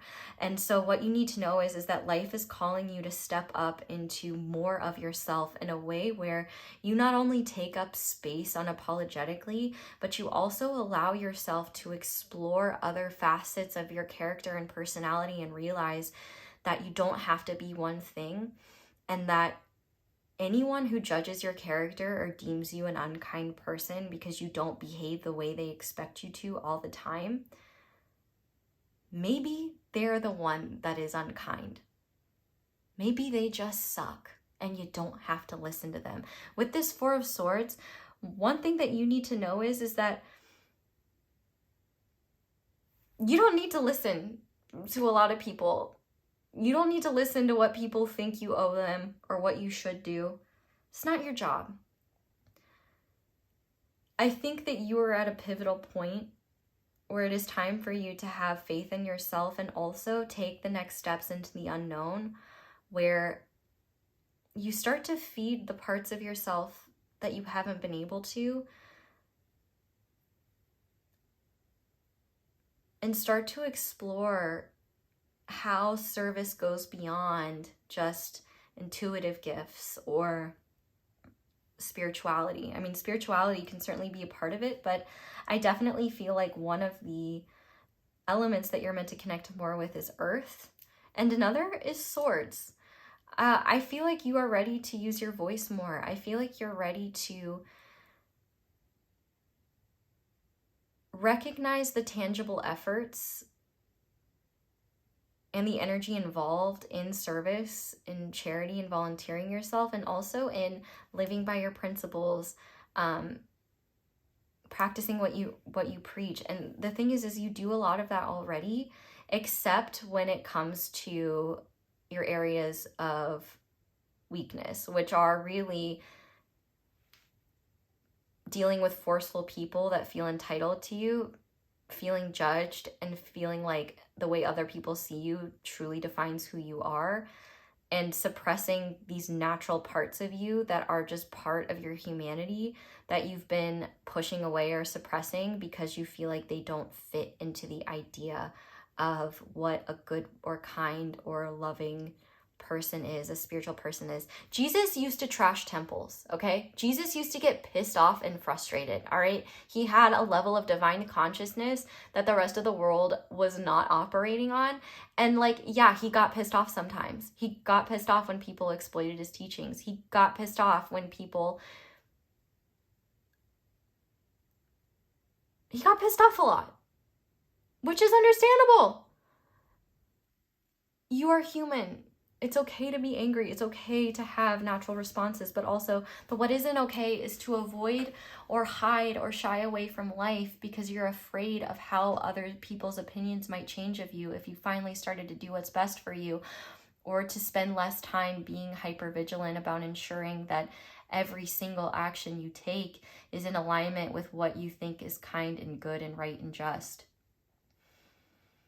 I would also mention the fact that we have a feather here. If you've been seeing feathers show up in your world, number one, that's a sign of angelic protection. You are far more protected than you realize. And a lot of times, the only impact you will experience energetically is just wherever you have vulnerabilities in your field. So for example, if you have an insecurity around people thinking you're a bad person, people telling you that you're a bad person, no matter how much angelic protection you have, you're going to feel afflicted by that because it's only reaching into your emotional body and the core of your field because there's a part of you that deep down agrees with that.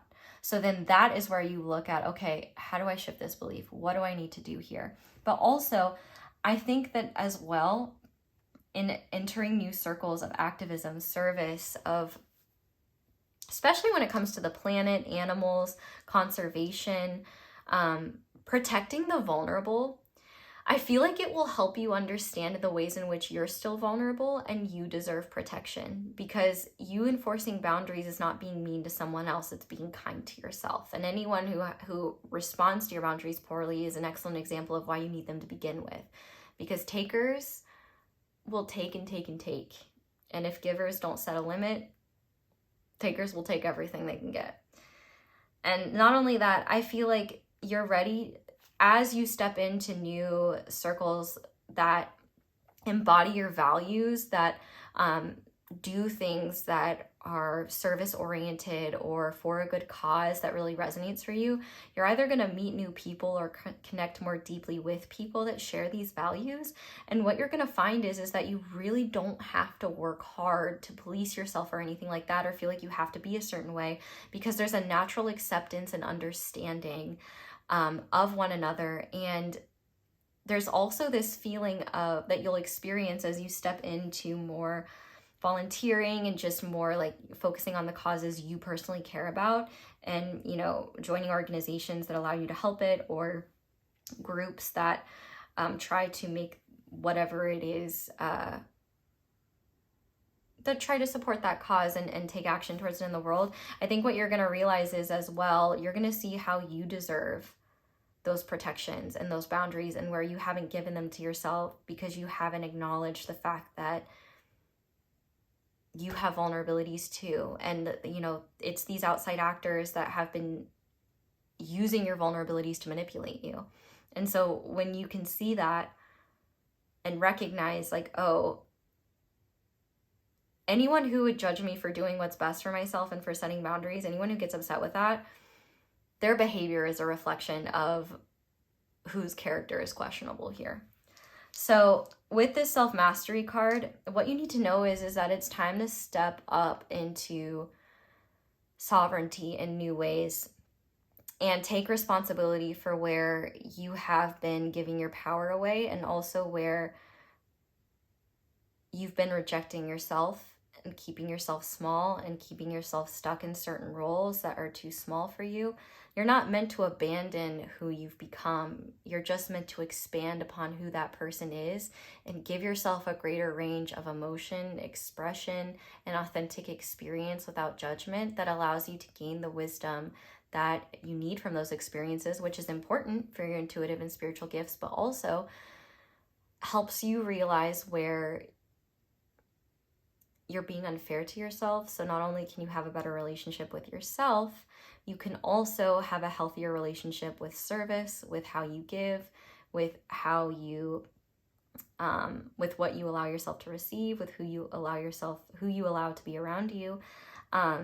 You're stepping into an era where you are unapologetic about your needs because you're starting to finally recognize that if you don't enforce them, or do what you need to do to ensure that they're met, they're not going to get met. And not only that, but your role here is not to be a martyr. Martyrdom isn't cute. And sacrificing yourself for the sake of others not only is a form of enabling, but it's also a form of self-betrayal because you're not giving yourself space to grow on your path and be human. You may be very spiritual and you may have a lot of wisdom and spiritual and soulful wisdom and insights, but you're also a human being and you're here to have a human experience. If you were meant to be a spirit, you'd be a spirit, but you're not, you're a human. And part of your journey is personal and part of it is about your own growth and expansion. And it's not about sacrificing yourself on the altar of service to everyone else but yourself. If how you give to others is draining the hell out of you, if you're tired of feeling guilty for the work that you've put in, for the life that you've built, invest your energy into things that give you purpose, that light your heart up, and that you know you can take action towards and be involved in. That will remind you of all of the good that you're doing for the world. Because I think in some ways you've been too drained to spend time involved in other causes you care about, because whenever you do have free time, you're recovering from giving too much of yourself away. So do what you need to recover in the meantime, and do what you need to do to protect your peace. Remember that no is a complete sentence, and also remember that you may have to create or alter or shift boundaries as you go. And also know that as you step into these new circles and are meeting new people, not only will this benefit you career-wise and bring a lot of fulfillment to your world, because you're meeting like-minded people, making an impact in areas of the world that you care about, but also you are going to be able to scoff and straight up laugh at people that criticize you for where they feel you don't measure up, because you're going to fully recognize, like, what are you doing other than bitching and moaning that I'm not doing what you want, right? Like, sorry, I couldn't spend all weekend with you. I was doing a cleanup in my community because I care. What are you doing? Like, I think one thing that will really help you alleviate guilt is taking action towards the things that you care about, the things you worry about, the things that are within your control, especially on a community level, and especially when it comes to helping and supporting the vulnerable, because a lot of the quote-unquote vulnerable I feel like you've been supporting are actually people who have the agency and awareness to grow and evolve. They're just using you as a crutch and an emotional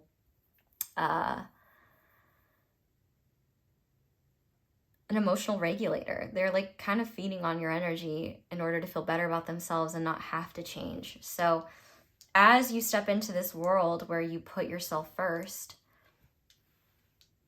and are unapologetic about what is best for you, no matter how uncomfortable it is, the more you're going to attract and align what you need that you haven't had, the more people are really going to enjoy who you are. Like, one thing you might find is that people might infantilize you because of how gentle and nurturing and compassionate you are. They might feel like that's all there is to you, or They might just judge you in ways where they mistake your kindness for weakness. You're not weak.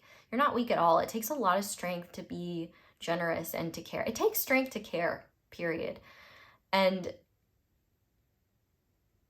I think there are other parts of your personality that you feel like other people will hate, that they will actually really love and enjoy, that will not only make you feel more comfortable to be yourself, but I think that you'll also realize, wow, I don't feel as exhausted when I'm not trying to detach and separate myself from the more chaotic, loud, messy, passionate, impulsive parts of myself, the more critical, discerning, analytical parts of me. Whatever it may be, I think there are lots of different areas. And actually, I would love it if you're watching this to comment a part of yourself that you struggle to find acceptance for. And I would be willing to bet other people here, they do have acceptance for that or have started to work on that and will be like, yeah, here's what I learned about doing this though, like things of that nature. And one thing I will say is that, you know, from personal experience, you guys, many times, I mean, of course on the internet you can't win.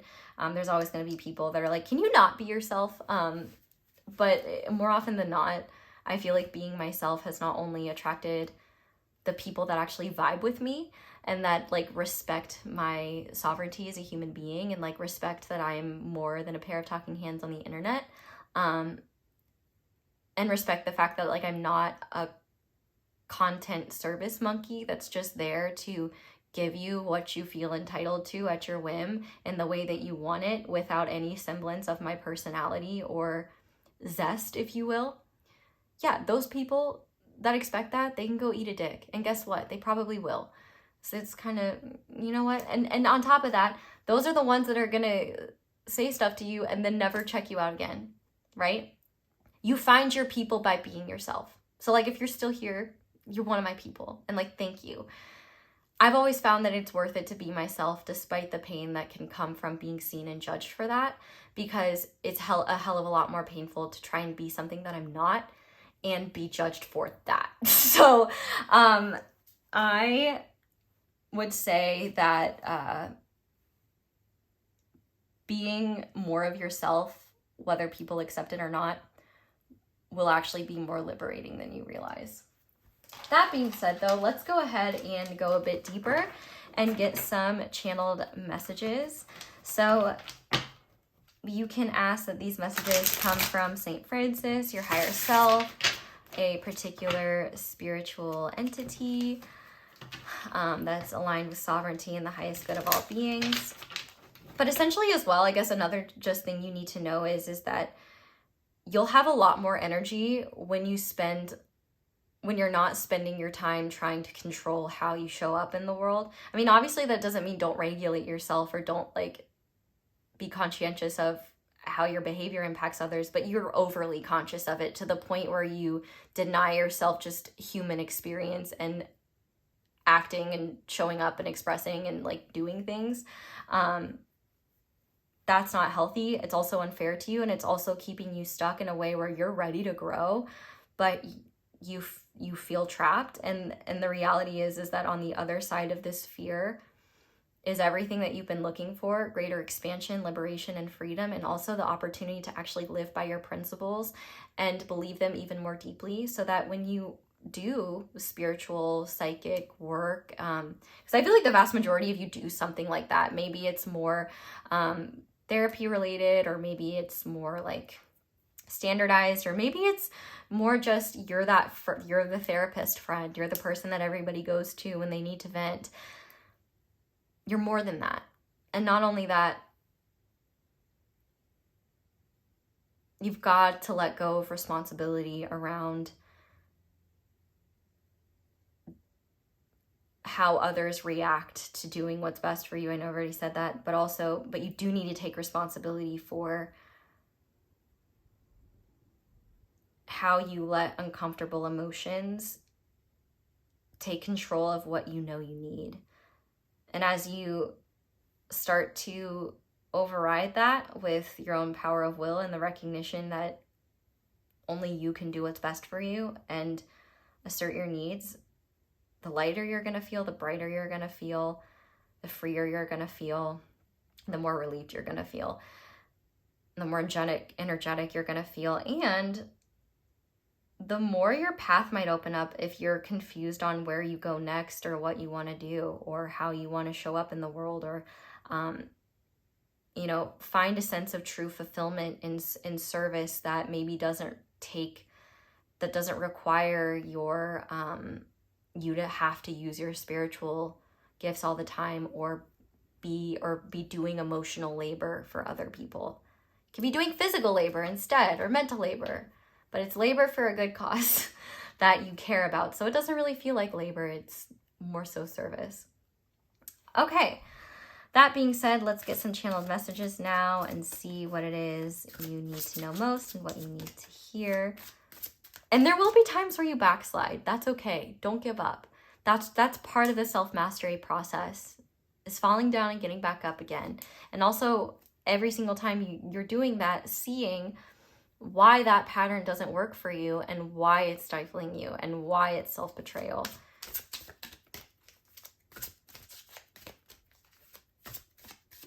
Your spiritual gifts are not a requirement. Your gifts are not a sign that you're required to give of yourself in the world a certain way. Your gifts are yours to do with as you wish. You are under no obligation to share them with anyone who makes you uncomfortable or share them at all, period. They are yours. Do what you will with them. And one of the best things that you can do, and something that you need to know, is the more you take agency over what you want and don't want and assert what is right for your path right now and what isn't, the more it will start to settle into your nervous system, into your subconscious, that it is safe for you to do what's right for you, that it is safe to be projected upon, and it is safe to be criticized by others, because a lot of times those people that are criticizing you really have nothing better to do. And honestly, they're probably grateful that I don't know. All I know is that you're so much more than you think you are, and your power comes from your power comes from accepting your experiences without trying to control them, and accepting when they do arise and doing what's best anyway. It doesn't come from becoming a completely different person that's capable of detaching from their emotional body entirely or being something they're not. If you're waiting for you to just become a different person that doesn't care about what other people think of them or doesn't care about how their actions impact the planet, you're going to be waiting your entire life, because you just are someone who is sensitive, who does care, who is compassionate, who is empathetic. That being said, that awareness of that's where you recognize how those parts of you get you into trouble, leave you exposed, leave you drained, and actually take you off your path and make it so that you're not serving in the ways that are truly fulfilling to you, etc. So what does group number 2 need to know at this time for their highest good, please? Observe. How are you feeling? Sit with it. Without labels or judgment, practice just observing yourself and others. Not everything needs your reaction. So that's an excellent example. The fact that people that are taking advantage of your emotional energy, or just of your generosity and willingness to give of yourself,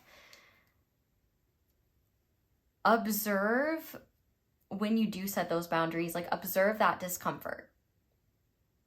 And when you do regress and slide into behavior where you give more of yourself than you should, observe that feeling versus a feeling of discomfort. And also observe the feeling you have later once you did set those boundaries and didn't overgive, and then see what you still have left and how good it felt to do what was best for you and to be your own best advocate. All of that will lead to greater understanding and self-mastery. On top of that, I also think this is an opportunity for you to recognize that other people are not entitled to a response from you. You don't have to give it. In fact,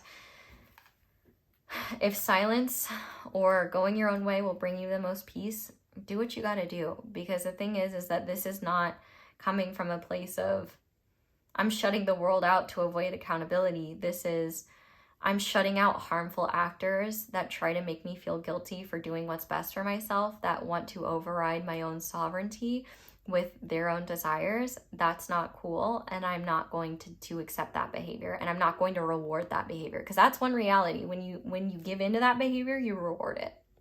And it not only screws you over, it makes people feel entitled and incentivizes them to be aggressive and forceful towards you. What else, Spirit? Create your joy. Smile and laugh. You deserve to be happy for no reason. Take time to do what feels good. Yeah. And sometimes the best thing that you can do is just fill up your emotional cup with things that make you happy and that feel good. I definitely think you guys are overdue to either meet some people who will help you with that, or you're overdue connecting with people and groups that will help you do that. So like, I feel like you guys could find some cool volunteer organizations, or spend more time in certain volunteer organizations where like the people, you know, you really vibe with, you guys have a lot of fun, and it's like this mix of, oh, I'm supporting a cause I care about, taking action towards it, and I'm having fun in the process.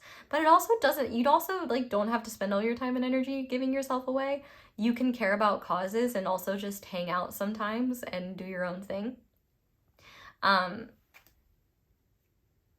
Just please give yourself grace to be human. All right. Even Sims have a fun need. All right. You have one too. What else? And part of what will bring you the most joy lies beyond your comfort zone. And you'll only discover through facing your fears of the unknown and allowing yourself to be seen in new ways. Yes, we have all eyes on you. Receive attention and affection. Your energy is magnetic. You are glowing. So I love that, because this person in the self-mastery card is literally glowing. So the more balanced you are in your energy, and the more you do use your masculine energy to protect your feminine energy in a way where you protect your energy, you nurture your energy, and also you step up when it's hard to make sure you protect those more vulnerable parts of yourself, you're going to have so much more energy left to yourself. Also, you're going to realize a lot of your struggles around negativity or around like intense, heavy emotion, I think you're going to realize actually weren't even yours, but rather they were the emotions of others you took on unconsciously as you tried to make them feel better. It's like an energy transference where you get all the heavy energy that they didn't want to work through, and they get all the light, loving compassion that you share with others. And so it leaves you drained and feeling stuck, and like, why do I give so much and I'm not getting what I need in return? And the irony is like, you have gotten a lot in return, I think, when what you give is in balance. And also I do think that you have cultivated a level of stability and success for yourself, but you may feel like you don't deserve it, or you're not, or something like that. And I feel like the reality is once you recognize your blessings are yours, you don't have to feel ashamed of them. And also when you're not giving your energy away and are able to keep it and like just, you know, go about your day with your own natural energy instead of giving it away to everyone else who needs it or tries to feed on it, you're going to realize, oh wow, everything comes to me a lot more effortlessly, and I'm a lot more visible, and people even notice my light more because I'm not giving all of it away. And on the back of the deck, we have everything is always working out for me. So I do think you also need to know that as you go through this learning and growing process, that even when you fall back or just, you know, do something that you really have trouble forgiving yourself for, or something that's really uncomfortable, or just behave in a way that you can't help yourself but judge yourself for, know that there's value in it, and that everything is always working out for you, and that other people are not experts in your life in what you need to be doing and what your purposes and roles on this planet should be. And also, they cannot determine what you're allowed to have and not allowed to have. So don't give them power over it. And don't feel guilty for what you've gotten, you know? A lot of people do have the capabilities to be in the same position you are. They're just unwilling to face the discomfort of sharing themselves that way, being vulnerable, also doing the work. And also, yeah, I guess a lot of those people would have to start on the inner work. But at the same time, like,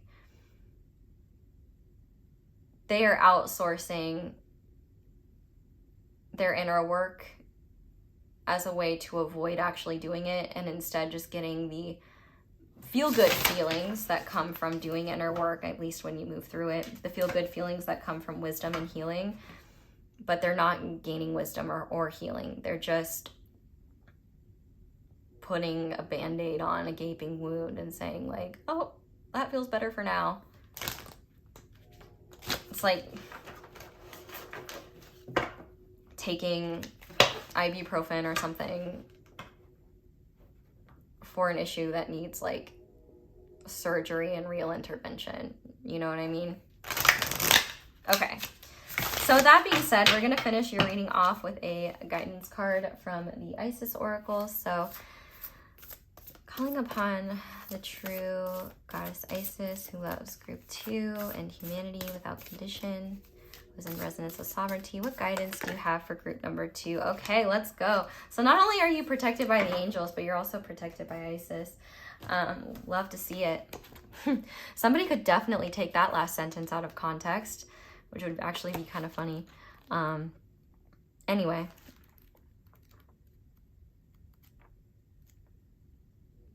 Divine Guardian. Yeah, this one is in alphabetical order. It doesn't have numbers. So, yeah, bear with me. You are venturing through a time of significant spiritual growth and healing. There are many changes internally, and they will be reflected in your external world soon also. You are protected during these times by the love and strength of the Winged Mother, Lady Isis. You can relax and allow your transformation to happen. Let your divine guardian protect you now as you learn to let go and trust in your own unfoldment for the greatest good. Big spiritual growth can bring difficult challenges.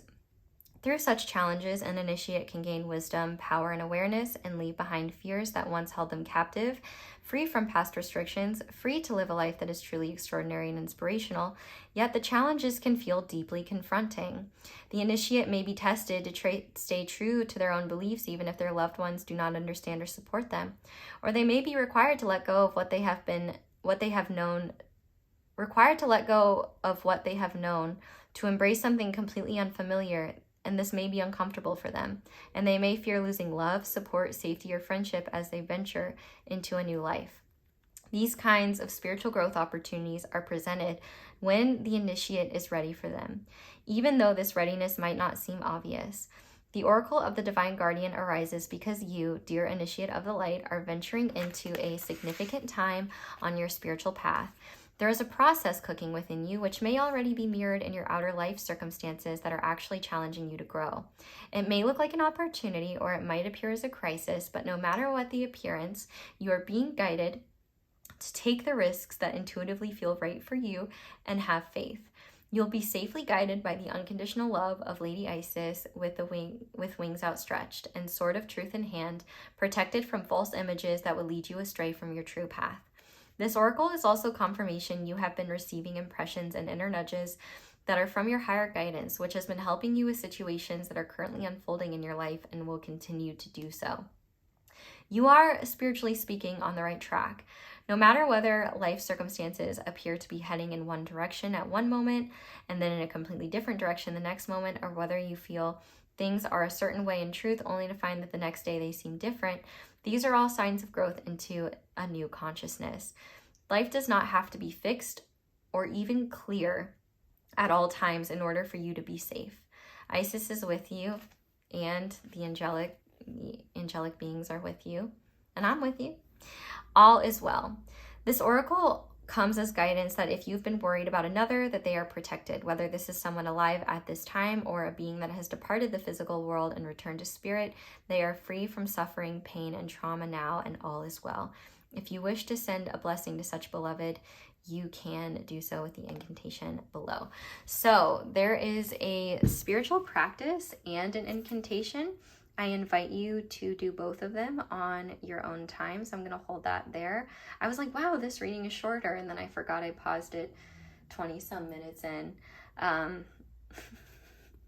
As I told my friend earlier, I do have a bad case of can't shut the fuck up itis.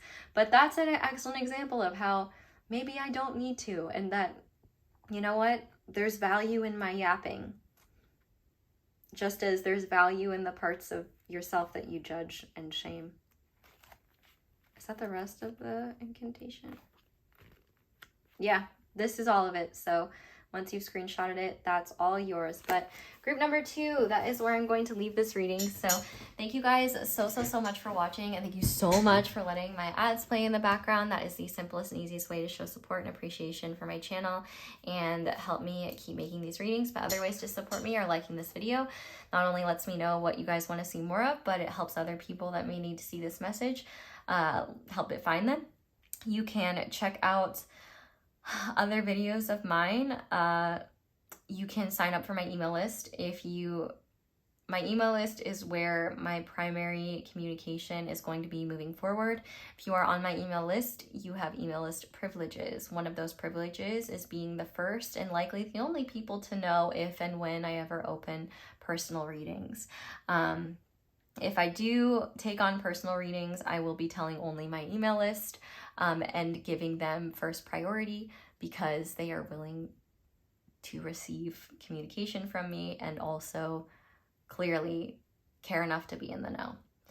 I want to give to those who give so much to me, you know? That being said, other ways, check out candles, merch, social media, other jazz like that.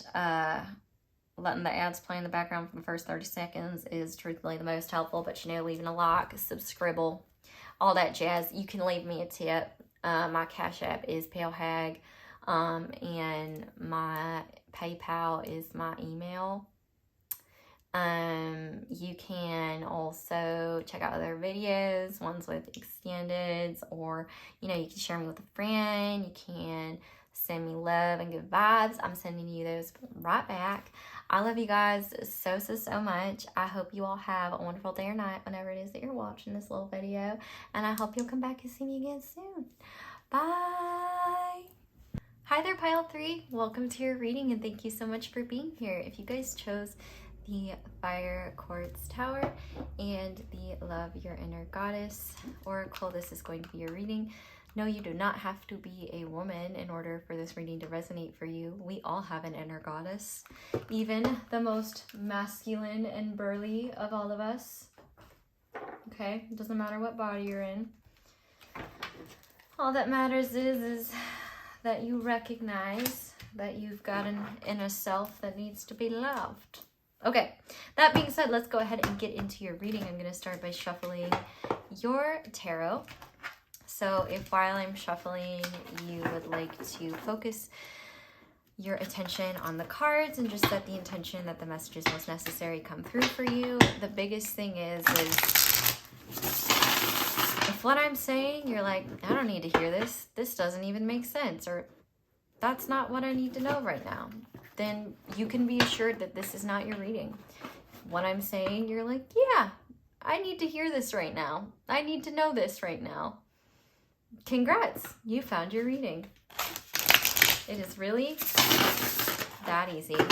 Okay, and shout out to everyone who, if you end up enjoying this reading, that leaves me a little like-ski. It's very helpful and I appreciate it. It's very generous of you.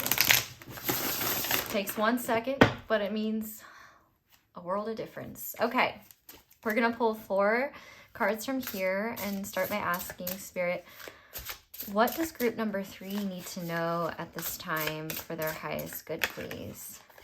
Okay, we have the Queen of Swords.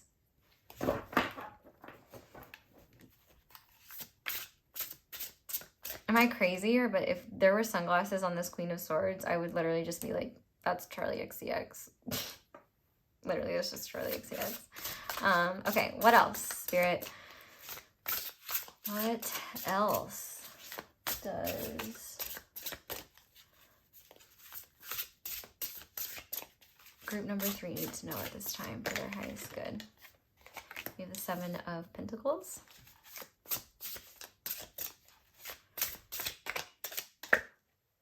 We have the Tower.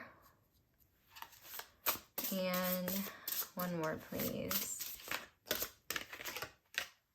We have, oh, this is the Ace of Swords. I've never seen a 1 there. It's usually spelled out as Ace. I almost called this the Eye of Swords. Which the deck knows what to think of that, and I accept it. But this is very beautiful. I haven't even laid out your oracle cards yet. One thing you do need to know is that a new beginning is coming. But before we get there, let's lay out the rest of your cards, get into it. So we also have the Earth Star Chakra with grounding.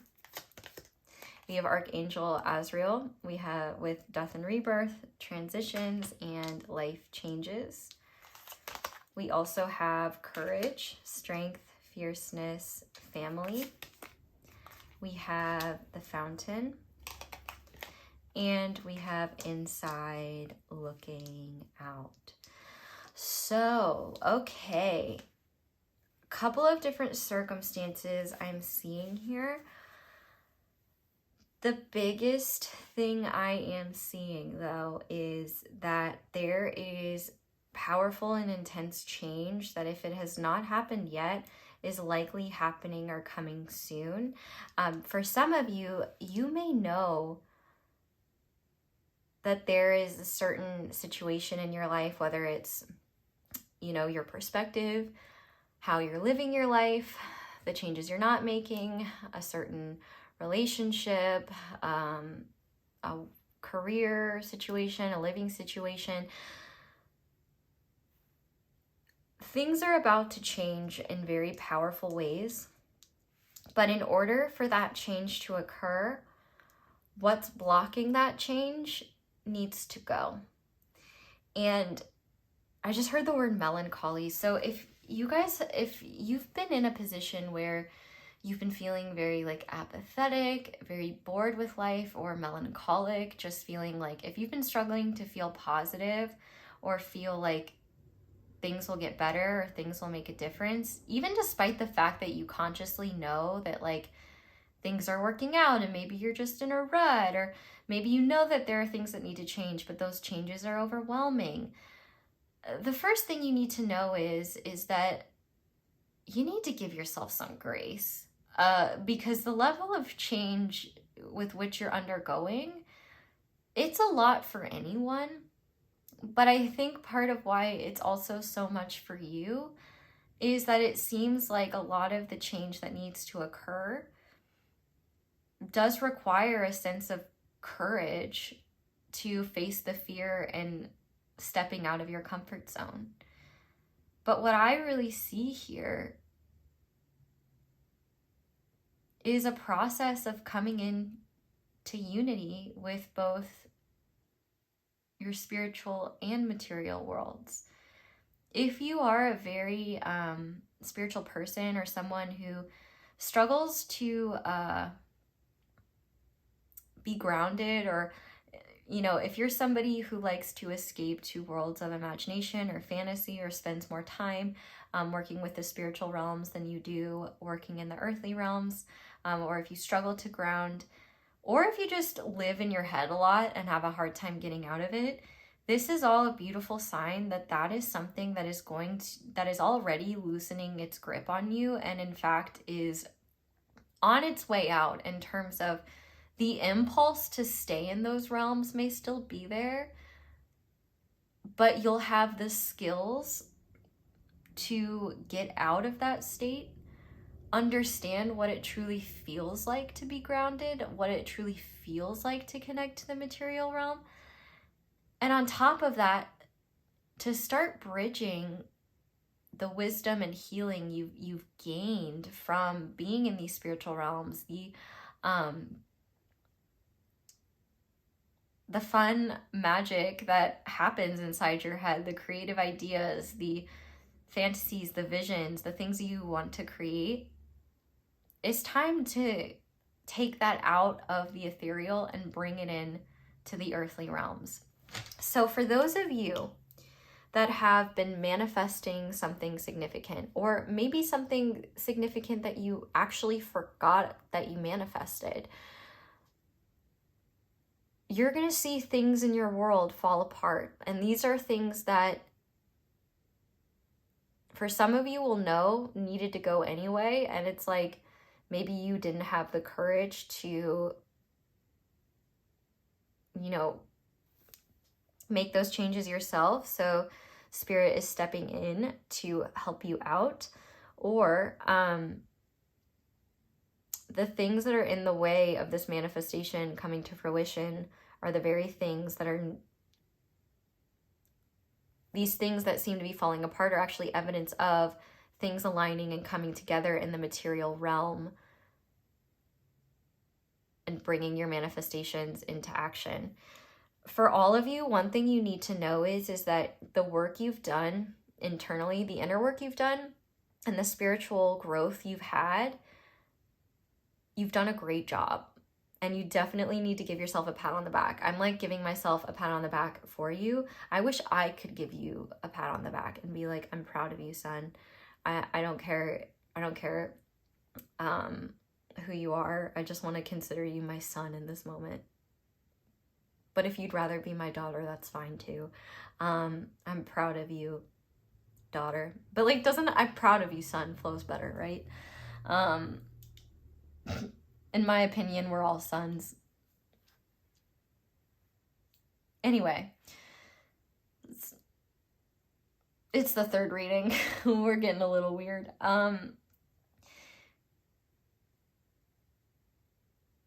If you'll know this reading is for you if you see what you're trying to manifest, these big dreams that you have, as being delulu. Because you've already been working towards them and actively creating them, but the reason why they've seemed delulu is because you haven't been able to truly envision, feel, sense, and understand what this manifestation looks like when it's actually here and in your world. There's a part of you that might have subconsciously believed that your manifestations won't come true, or there's a part of you that was getting stuck bringing them into reality or grounding them because your connection to the material world isn't as strong as it needs to be in order for you to ground what is necessary on your end in terms of bringing this manifestation, or possibly many manifestations, to fruition. Or you may not be consciously manifesting something, but you're on a spiritual path of growth, and you've been in a place of stagnancy for a while, and it might be leading to a level of jadedness or a feeling of being disconnected. Actually, for some of you, you may have already had this tower moment if you feel completely disconnected from spiritual energy, from your spiritual connection in general, especially those of you who find connection to spirit in the ethereal realms quite natural. You might be stuck in your head and really overthinking things and feeling like, wait, have I done something wrong? Did my guides get sick of me? Like, what happened?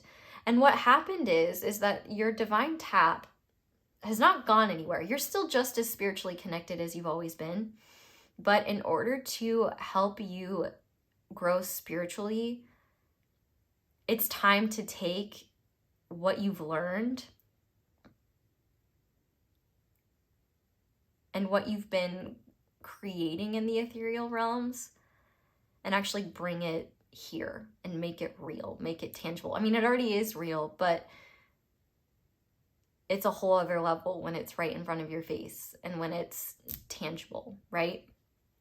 So one thing that you need to know is that the assumptions you're making right now, the judgments you may have towards yourself, feeling like you're doing something wrong, or the overthinking around the changes that have yet to occur, or the shifts you've experienced that are outside of your control, that have made you feel disconnected, that have made you feel uncertain and a little bit scary, they're all here to help you grow.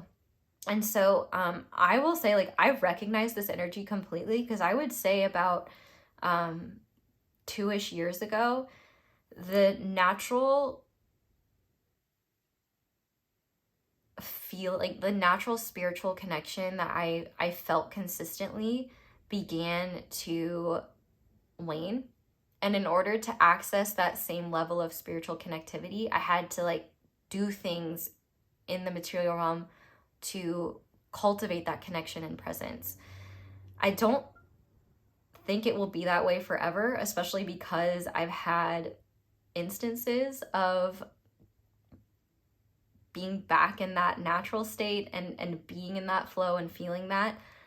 It can be jarring when you're out of it all of a sudden, and it like takes a lot of work to reconnect in ways that it was once effortless and simple and almost just as natural as farting or smiling, maybe doing both at the same time if you're really freaky.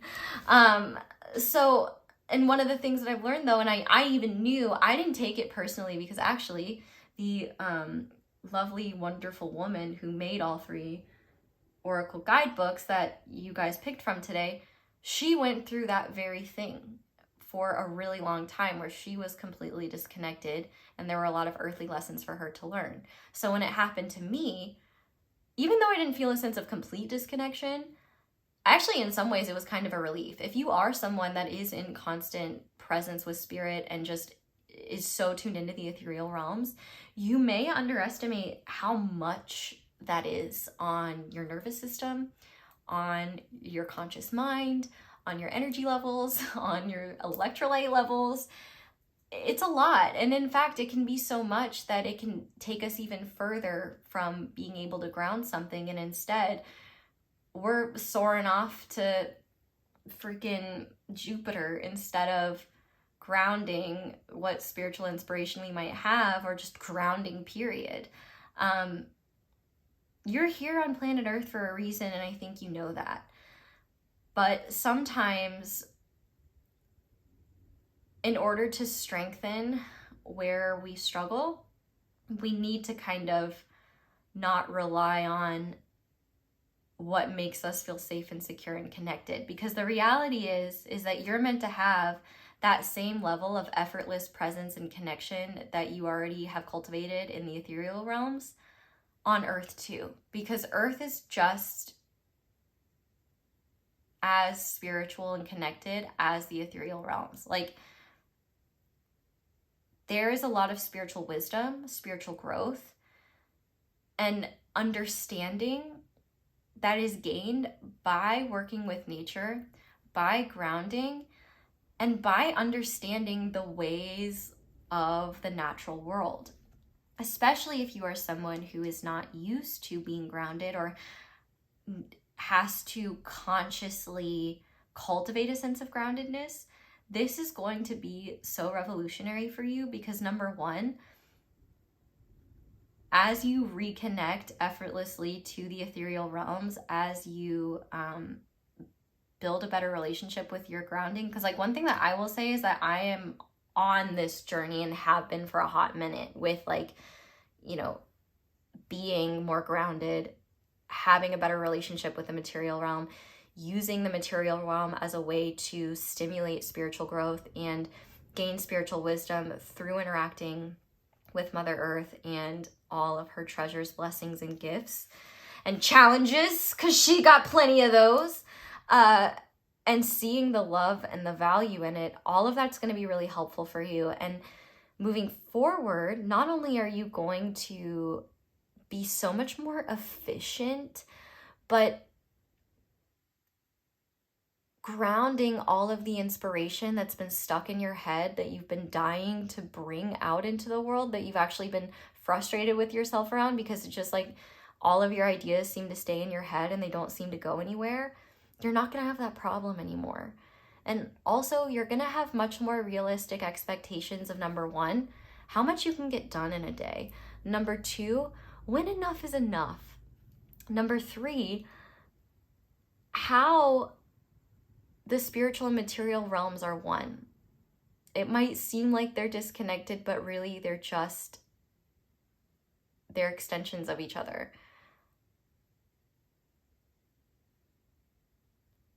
You know that, I don't know how brain rotted you are by the internet, but if you are, there used to be this meme back when Twitter was Twitter that was like, once I figure out how to be organized, accomplish all my goals, and stop messing around like it's over for you hoes.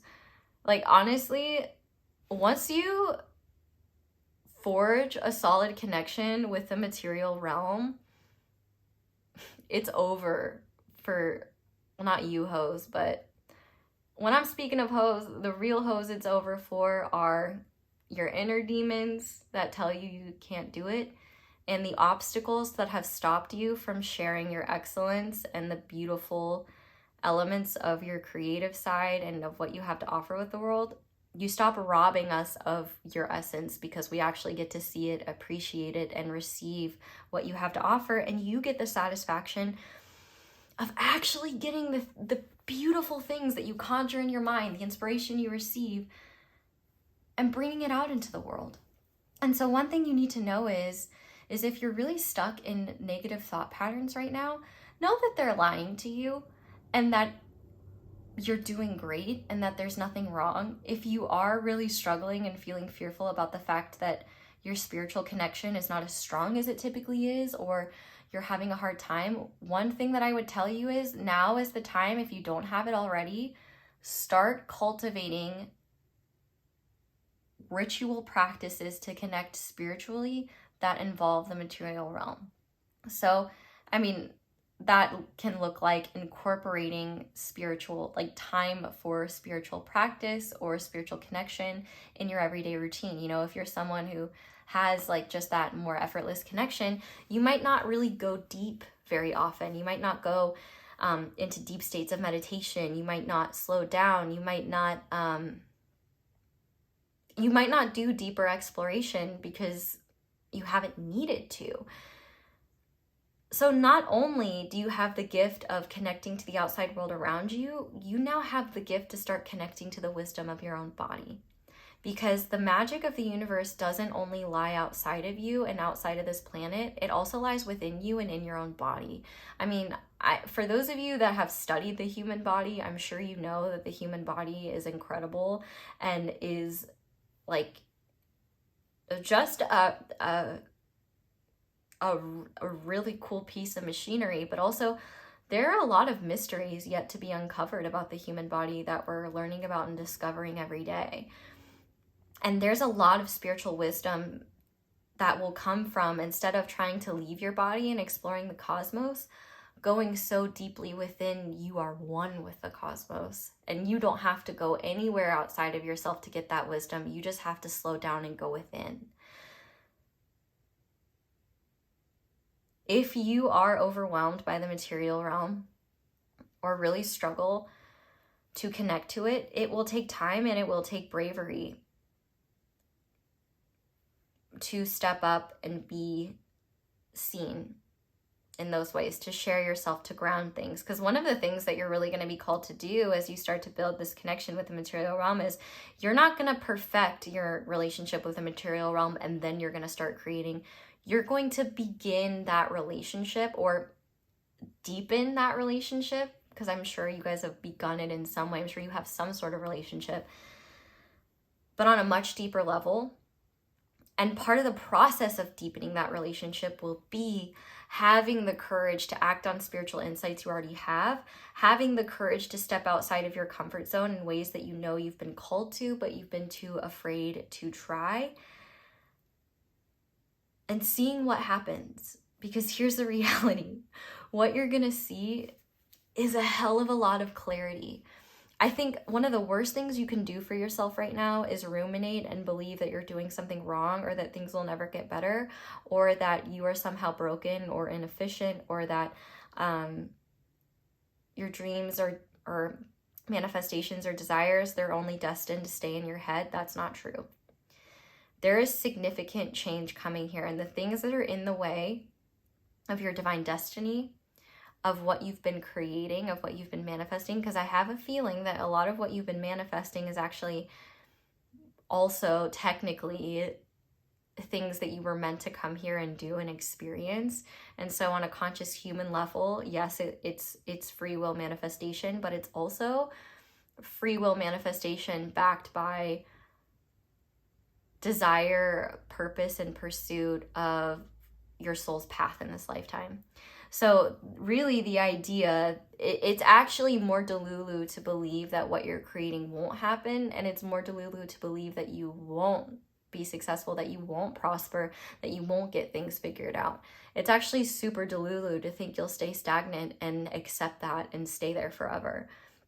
You're not that type of person. And the reality is that if you don't make, if you are consciously aware of changes that need to happen in order for next steps to occur, in order for you to develop a greater conscious connection with your spiritual side, with your body, with the natural world, to cultivate greater spiritual connection, you need to do it through your body in the natural world at this time.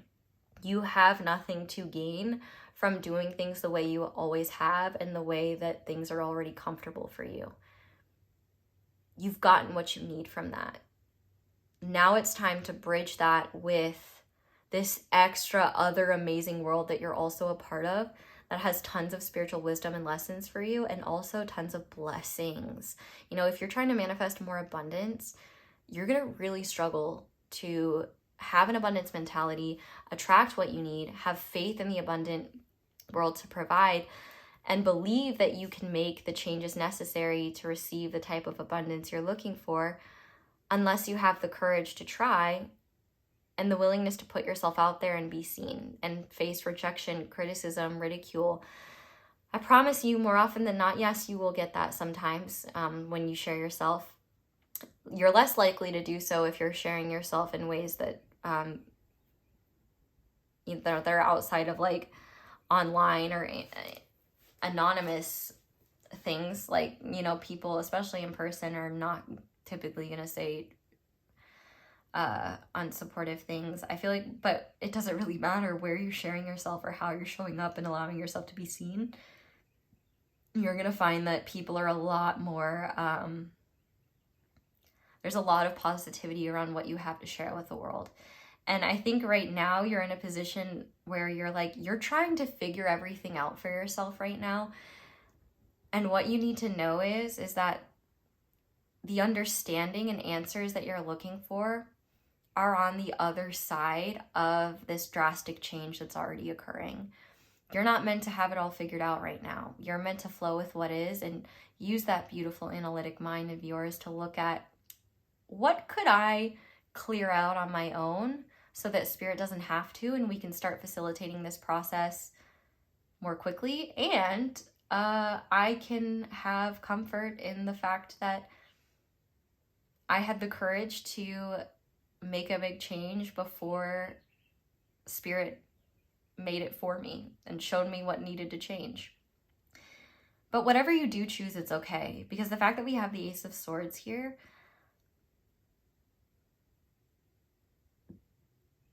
whatever distortions have been holding you back, whether about yourself, the world, what you're capable of, your power, about the material realm, about what's possible, those are going out the window. And what it's being replaced with is a deepening your understanding of truth, but also recognizing the oneness in all things. Like, you're gonna just straight up see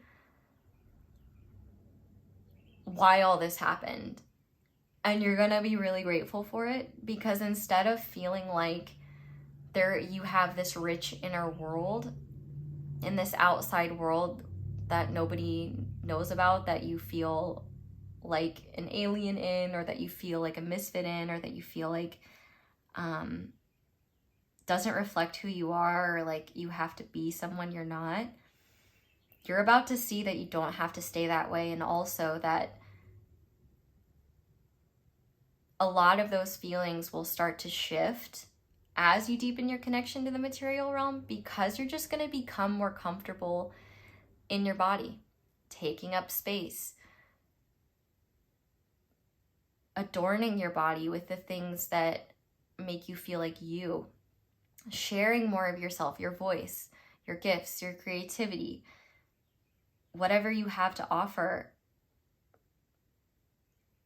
And coming into this place of congruence where your inner world matches your outer world, where your actions align with your beliefs, and where you have the courage and the willingness and the ability and the skill to be able to take what's in your inner world and start bringing it out here.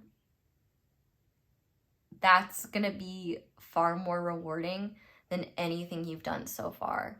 And you might have a hard time believing me because you're like, I've already felt very rewarded by what I've already done so far. And I'm like, exactly. And now you're ready for more rewards.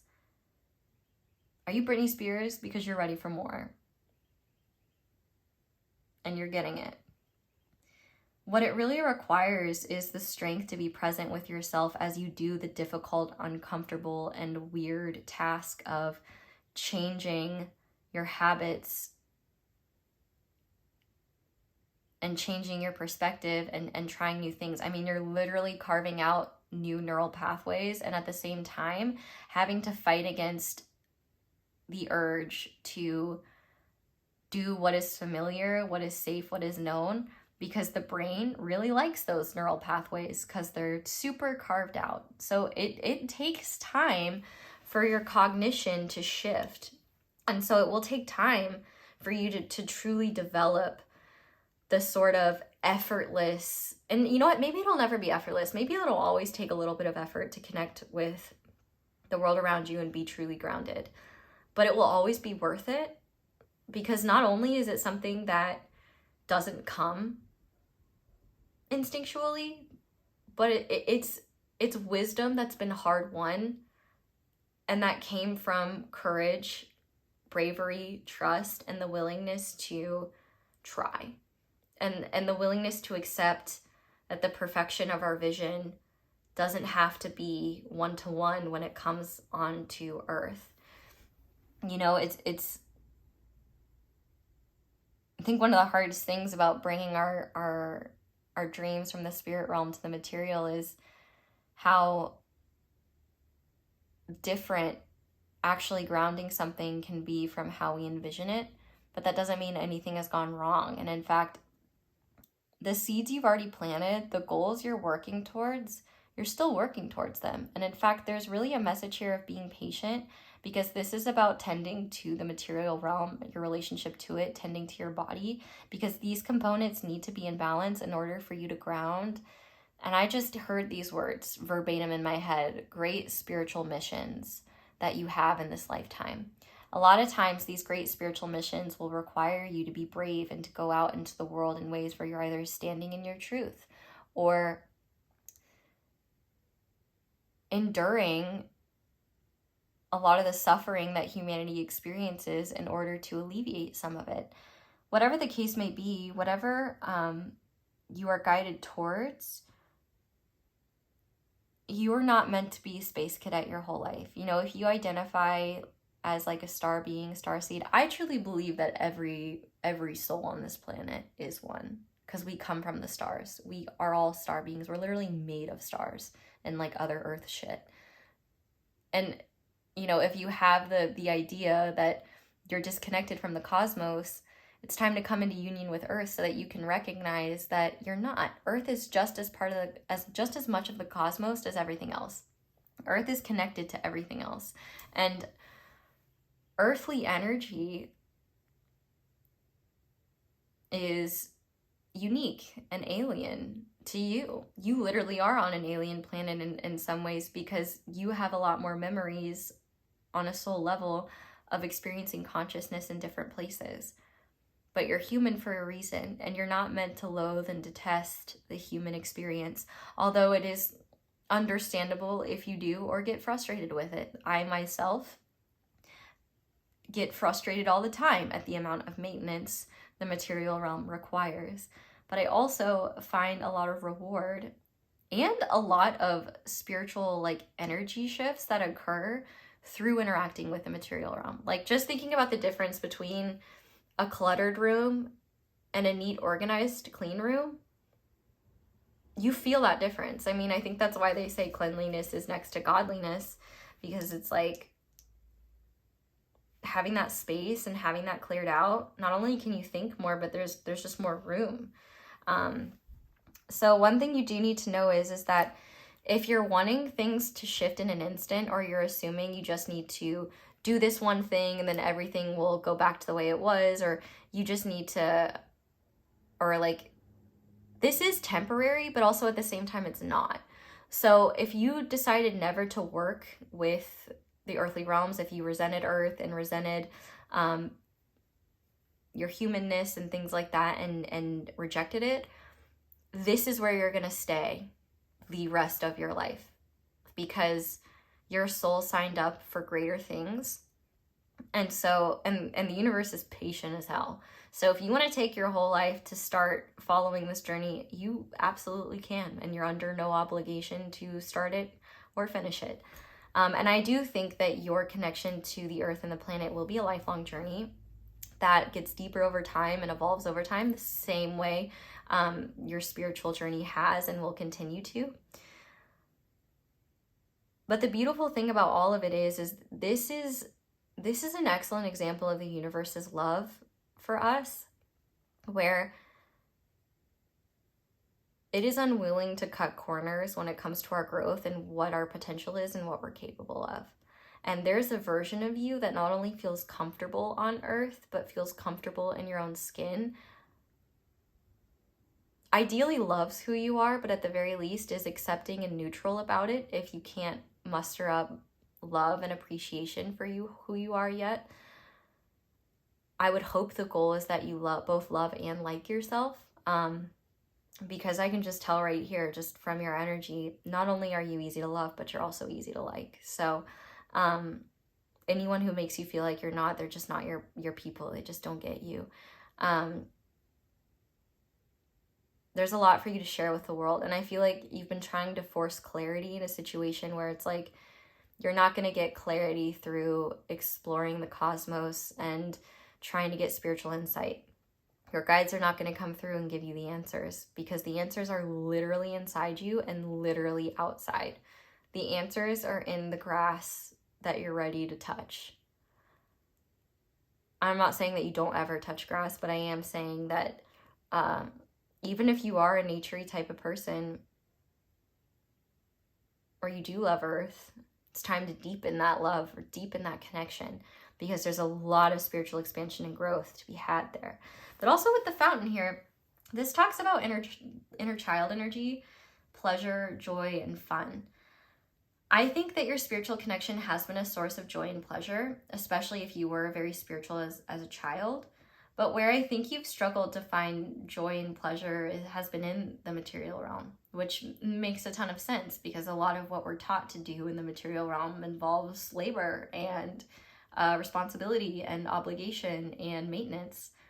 But there's also so many fun things to do in the material realm, like go to a mall and sniff the chlorine fountains there. Even though that's not technically nature, it's just one of my favorite smells, and the fountain card made me think of that. But like, you know, going out into the world in general, if you spend a lot of time at home, I do think it's time to just go out and explore and feel more comfortable taking up space in public, especially if you are more sensitive and open, because I can relate to this too. Like, I feel like when I'm out in the world, I can't quite settle down. Like, I feel like there's a part of me that just can't feel relaxed and at peace. It's kind of like I can't truly fully exhale until I'm back home and in my like comfort zone. And I'm trying to feel more comfortable with it. But I think just one reality is that there's something about being out in public where I just can't be fully settled quite yet. Maybe it's a hypervigilance thing, or maybe it's something I haven't uncovered yet, and I would like to believe it's something that I can overcome, or at the very least not allow to override how much time I spend or don't spend out in the world. But if you relate to that, I feel like maybe you were unaware of that sensation, and maybe me voicing that can kind of help you. Because it really does feel like, for me, it feels like this, like, I'm happy to be out in the world, but underneath that is this like subtle restlessness that's like, I can't really fully relax until I get home. And also, it's really nice not to be perceived by others. Like, I get it. Why do you think I like hide my face most of the times? Because I'm like, my appearance is not the point of things. And yeah, being perceived is hard. And I know you know that.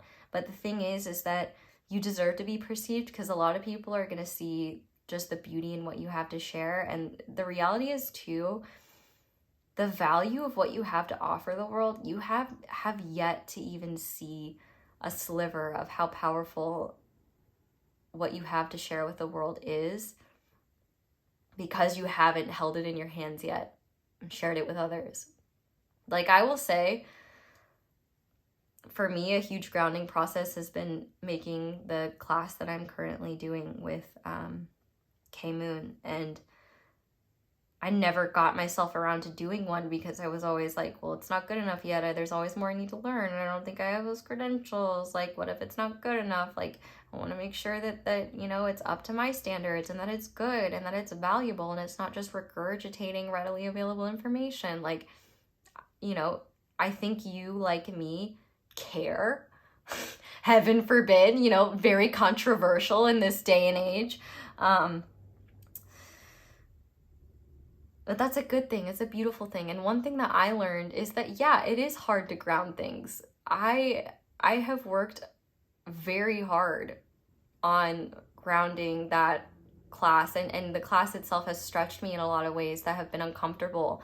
I have cried sometimes at just how tired I've been, and at how like overwhelming like this change has been. But you know what? It's been super worth it, and I've learned so much. And one thing that I've learned is that I can make a damn good class, and that actually it's fun and it can be really cool. And while it is a lot of work, it is an example of a labor of love.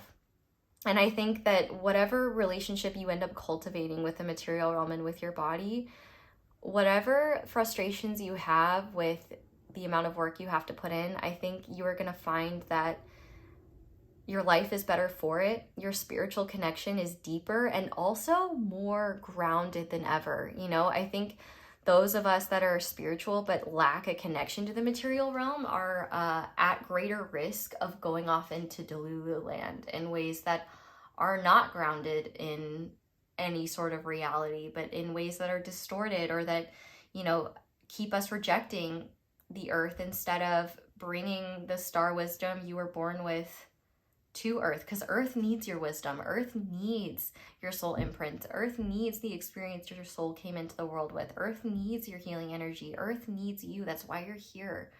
That's why you were brave enough to come down here. That's why you cannot ignore the call to grow and bear your soul to the world and what your soul wants to share.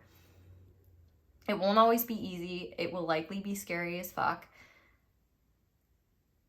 It will be a process of growth, but I promise you it will be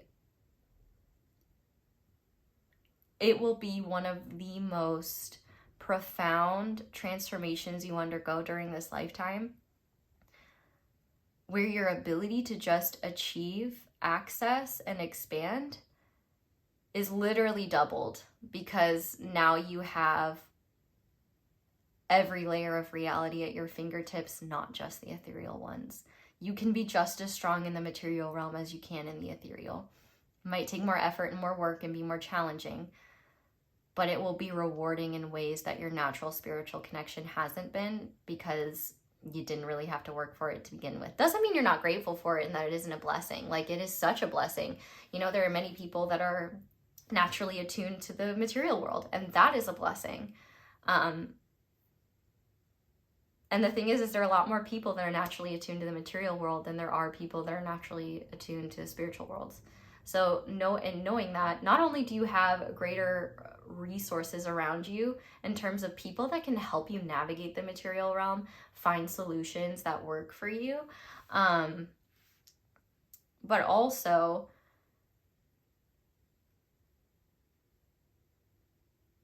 you get to forge a connection with the material realm with spiritual wisdom already at your back, and a connection to spirit that most people on earth have to work to cultivate or even become aware of its existence to begin with. If they're not already, I mean, you know, you can be religious and not spiritual, but like even spiritual connection in general, like how spiritually connected we are, it's all different. And for a lot of people on this planet, they don't have that, which is okay. Maybe they're meant to forge that in this lifetime, or maybe they're meant to focus on earthly stuff and benefit from the lovely souls like you who have worked in the ethereal realms that now have the skills to bring it to those in the material realm, so that, you know, our materially attuned friends around the planet, you know, it's bringing blessings to them that they probably wouldn't be able to access unless there are beings like you able to facilitate that. And I know that when you step into that role, there's a lot of blessings there, but know that any significant changes or any hard changes that happen, any changes that require you to act in different ways or grow in a way that stretches you, that's overwhelming, that's scary, it's not only for your highest good, but it'll also make you feel like you're actually living for once. Instead of feeling like you're seeing the world outside of you and you're in this world but not of it, you're a conscious and active participant, and you feel just as connected to earth as you do the ethereal realms. You're going to be unstoppable. And also you're going to feel a lot more balanced, a lot better. And the process of bringing your ideas to life and bringing them to earth is going to be, it's going to be a much smoother process. And it's also going to be a less volatile experience internally for you, because you're not judging every little thing as you bring the thing into form, and you're not completely overwhelmed on how to do it to begin with. Very cool. Love to see it. Love this about you. And ultimately what this is coming to is a greater sense and understanding of truth, and ability to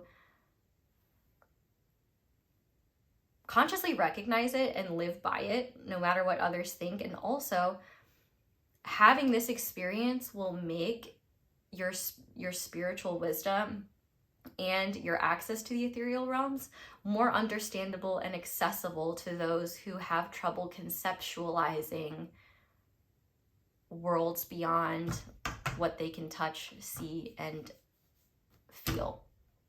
That has, you know, what's seen.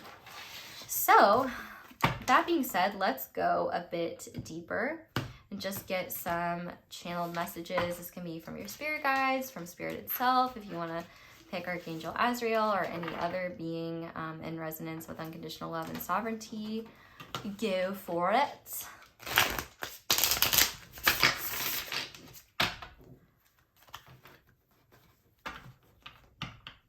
But know that your relationship with the material realm is not only meant to be work and of service. You're also meant to find joy and fun and play in the material world in new ways. Maybe that's trying new activities or trying new things, or reconnecting to activities you haven't done in a really long time, and reconnecting to those from a new perspective. Okay. So for group number 3, what does group number 3 need to know at this time? Yes, enjoy the process. Celebrate every small step forward. You're doing an amazing job. The journey is the gift. And that's the big thing to understand, is like, you're going to want to wish this process away. But the thing is like, number one, you can't. And number two, the value of this journey is in the little progress you make every day. You're not going to wake up one day and be like totally attuned and connected to the material realm in a way that you've never been before. Like most relationships, it's going to be one that's built consistently over time and deepened over time. Your relationship to your body and to the natural world around you is going to start shallower and then deepen. You know, that's how most connections start, you know? You got to start from somewhere. And the thing is that while this is a process that will take time, what I think will shock you is how much growth happens with just a little bit of effort. And while I have been saying you're going to have to work harder, the only reason it's working harder is because it's not instinctual and effortless the way like accessing spirit has been for you up until recently.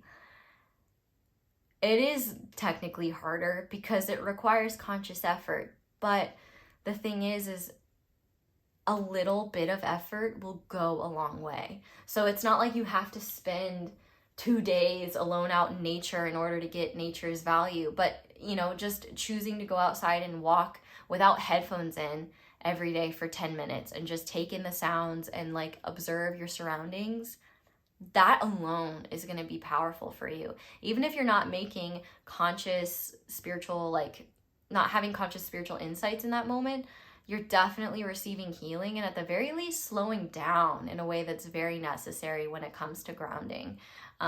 Grounding requires patience, and that can be one of the hardest parts of it is letting yourself slow down. What else, Spirit? I'm like, that's one thing I will say as well, as I've forged a connection with the material realm and just like strengthened that, like I still have so much work to do and so far to go, but it's made me feel like I can do anything and I can make anything happen. Because if I can do this shit, if I can stretch in the material realm and the realm that is my most challenging to navigate, yeah. So if I know that I can do it, you can do it too. And it will take time. It will take patience. It will take acceptance of those challenges, but the rewards far outweigh the challenges you experience in the process. And in fact, I think you'll find throughout the process that you add on elements of your everyday life that you didn't realize you needed. So you're going to discover new needs in the process and also recognize things that really bring you a sense of fulfillment, joy, gratitude. And that's just going to be another thing that helps you feel lightness, goodness, all that jazz, pleasure. Because Earth is not all about work and service. You're also here to enjoy what Earth has to offer. You deserve to. What else? Yes, celebrate love. Your relationships are a divine blessing. Cherish your loved ones and say, I love you often. For those of you that are manifesting a sort of love relationship or a certain type of relationship, the changes that you're making could be exactly what you need to bring it into reality. Especially for those of you where you're like, I believe in this union in my heart, or I believe in this. Because I mean, this is about union. So if you're trying to come into union with another person, part of that process is coming into union with yourself too. You're doing both at the same time. And if you've never seen my union reading, you probably should, because not only is it one of the videos I consider to be a magnum opus, but it also goes into union with yourself and union with another person. So it covers both of those. And I also think that in terms of celebrating love, celebrate the actions you take out of love, even when they're uncomfortable. Saying I love you to yourself, to your body that works so hard to keep you alive. I love you to the creatures that are around you. I love you to the people in your life, especially family. You know, people that maybe you find yourself taking for granted. Not saying that you do, but you know, maybe it just feels good to let them know how appreciative you are of them and the value they bring into your life. But also, I feel like this celebrate love is also talking about the fact that what you see as, you know, a problem or something stressful or scary is really love's way of showing you that you're ready to go beyond the limitations you placed upon yourself and ready to face the fears and expansion, because once you do, you'll see why love was pushing you to do that in the first place, because there's so much more for you when you step into that courage and are willing to open yourself up and receive. Anything else? I am the source of my joy. I create my happy ever after. And I think that's really beautiful, because if any of you have placed your happiness and your joy into a future moment where this manifestation comes to fruition, or where you have X amount of dollars in your bank account, or where you're this type of person, or you don't struggle with XYZ anymore, it's gonna really suck for that stuff to come into reality and then realize, oh, this wasn't what would make everything better, fix everything, and be the source of my joy. You are the source of your joy. Of course, things outside of us can add to our joy and be sources of joy as well, but we can't place something outside of us as the sole thing that will be the source of our joy. And until we have that, we're not truly going to be happy. We're not truly going to be able to settle into life. We're always going to feel like there's something that there's something that you're lacking, essentially. And that lack is the reason why you're unhappy or unsatisfied. I will challenge you to find joy and how you can create happily ever after right now. How can you make now happy? How can you make now enjoyable? Act on that. And on the back of the deck, we have We Are One. Look up at the moon. The same moonlight connects us all. In the end, we are more similar than we are different. We are in this together. And that's the thing. Not only are there many people who have, especially if you have family members that are very attuned to the material realm, they can be very beneficial in helping you get more comfortable operating in it and learning skills to just be more efficient in how you move about the world, how you ground things, how you ground in general. But also, you are going to be able to help so many people with the experience you gain from becoming more grounded by being a source of spiritual inspiration and connection, and helping others start to become aware that they have their own, that it's possible to connect, and what that might look like for them. So you're going to have the opportunity to connect with so many people because you have access to knowledge a lot of people aren't even aware exists or is possible. So do not underestimate how powerful grounding will be, because it's really just allowing you to actually share what's in your inner world for once in a way the outer world can receive it, understand it, benefit from it, and bless you back. Because you deserve that. You do. And you will never be able to receive it if you can't bring it into this world, you know? Like, mainstream Western society has like just now started to accept that mental health is a thing. Like, it takes people time to open up to change, and shit on earth happens a bit slower than it does in spirit, so it requires a little bit of patience. And that's part of this journey, is learning patience. Planet Earth gives us an abundance of opportunities to cultivate patience, so you'll get better at that too. Or not, and just accept the fact that you are impatient and deal with the frustration that is required to ground things. But no matter what, you'll get it. Okay. For group number 3, Spirit, what guidance do you have for group number 3 to finish off their reading, please? We have Beautiful Bandit. Okay, 29. Number 29 could be significant in some way. You can choose to feel good about yourself. If you've been beating yourself up, stop it now. Don't let anyone else decide how you should feel about yourself. Taking responsibility for your actions means that when you've done something that you feel is out of integrity, you do something about it that is constructive and useful. Damning yourself with judgment or allowing another to steal your self-esteem is neither of those things. The Divine Mother is telling you to forgive yourself and use your energy now to live the best life that you can, especially when it comes to things from your past that you may be still carrying that are not true for you anymore. It's time to take your life back. And you are. You are one tough sweetheart, a spiritual gangster, a beautiful bandit, stealing back from the unworthy that which rightfully belongs to you. You have certain spiritual rights that cannot be denied you. Your dignity, power, and grace, your sense of beauty and self-esteem, your chosen belief systems, your energy, and your right to take up space. I'll repeat that again. Your right to take up space in this world rightfully belong to your soul. Your faith and your spiritual connection with the universe and your sense of life purpose belong to your soul too.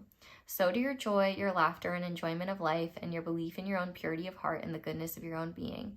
You have your right to love yourself is owned by your soul too. Even when you make mistakes, the Great Mother loves and forgives you, knowing that you are doing your best and are her precious child. You have the right to be free from torment, cruelty, and mental anguish. You alone own the right to choose your thoughts and claim your freedom to make your own choices. You are fierce with wisdom. Know that another cannot ever successfully steal what truly belongs to you. And if they try, your sacred rage will rise up and you will not hesitate to stake the winning claim for what is rightfully yours. The beautiful bandit comes to you with a message. Anything that you feel has been taken from you unfairly shall be taken back by you. Claim what is yours by spiritual right. Justice will prevail. And I really love that because I feel like for those of you where the challenge of taking up space or being seen in the material world comes from a place of people making you feel like you don't belong, you shouldn't be seen, you shouldn't show up, or have bullied you for being yourself or showing up. This is about taking that back. And you can do it. Nobody can take what has always been yours. And there's a little ritual to stand upright and say, I claim the entirety of my divine inheritance. All that is rightfully mine through divine justice and divine mercy is now returned to me through my own free will, so be it. And actually what you might find is one of the things that returns to you is a desire to be gentle with yourself and a desire to step out into unknowns, because you might be taking on the judgment that other people have judged you for being different, for being spacey, for struggling, whether it's athletically or physically or just, maintaining a level of organization or flow in your material world that other people see as acceptable. So like maybe not upholding that, maybe you felt like the way that you do things in the world is unacceptable. But no matter the case, it's time to steal back steal back the power that you've either given away consciously or unconsciously, or you've believed has been taken from you, and choose you, because you have a lot of beautiful things to give to the world. And if you ever get caught up in the illusion that there is no room for you, or that everybody else is there's already too many people and what you want to do or how you want to take up space, just know that there's always room for you. I've even had people say in my comments section, stop doing love readings. There's too many readers doing love readings. And you know what my answer is? Usually nothing, because I ignore it. But at least in terms of like giving a response to it. But that answer is really no. My love readings, my readings in general, have just as much value as anyone else's. And the beauty of having so many readers and so many people giving messages is that we have a more diverse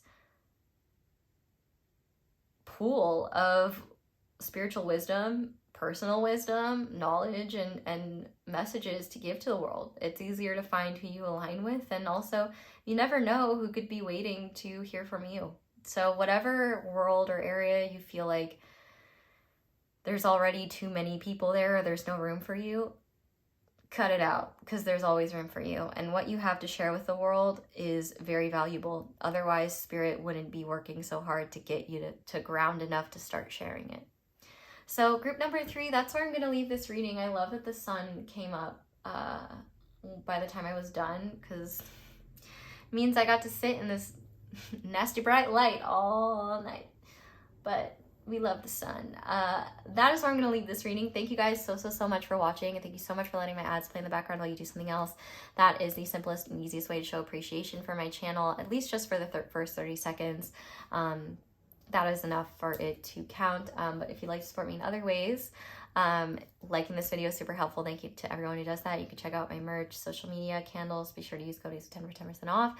Sign up for my email list. The people on my email list have email list privilege.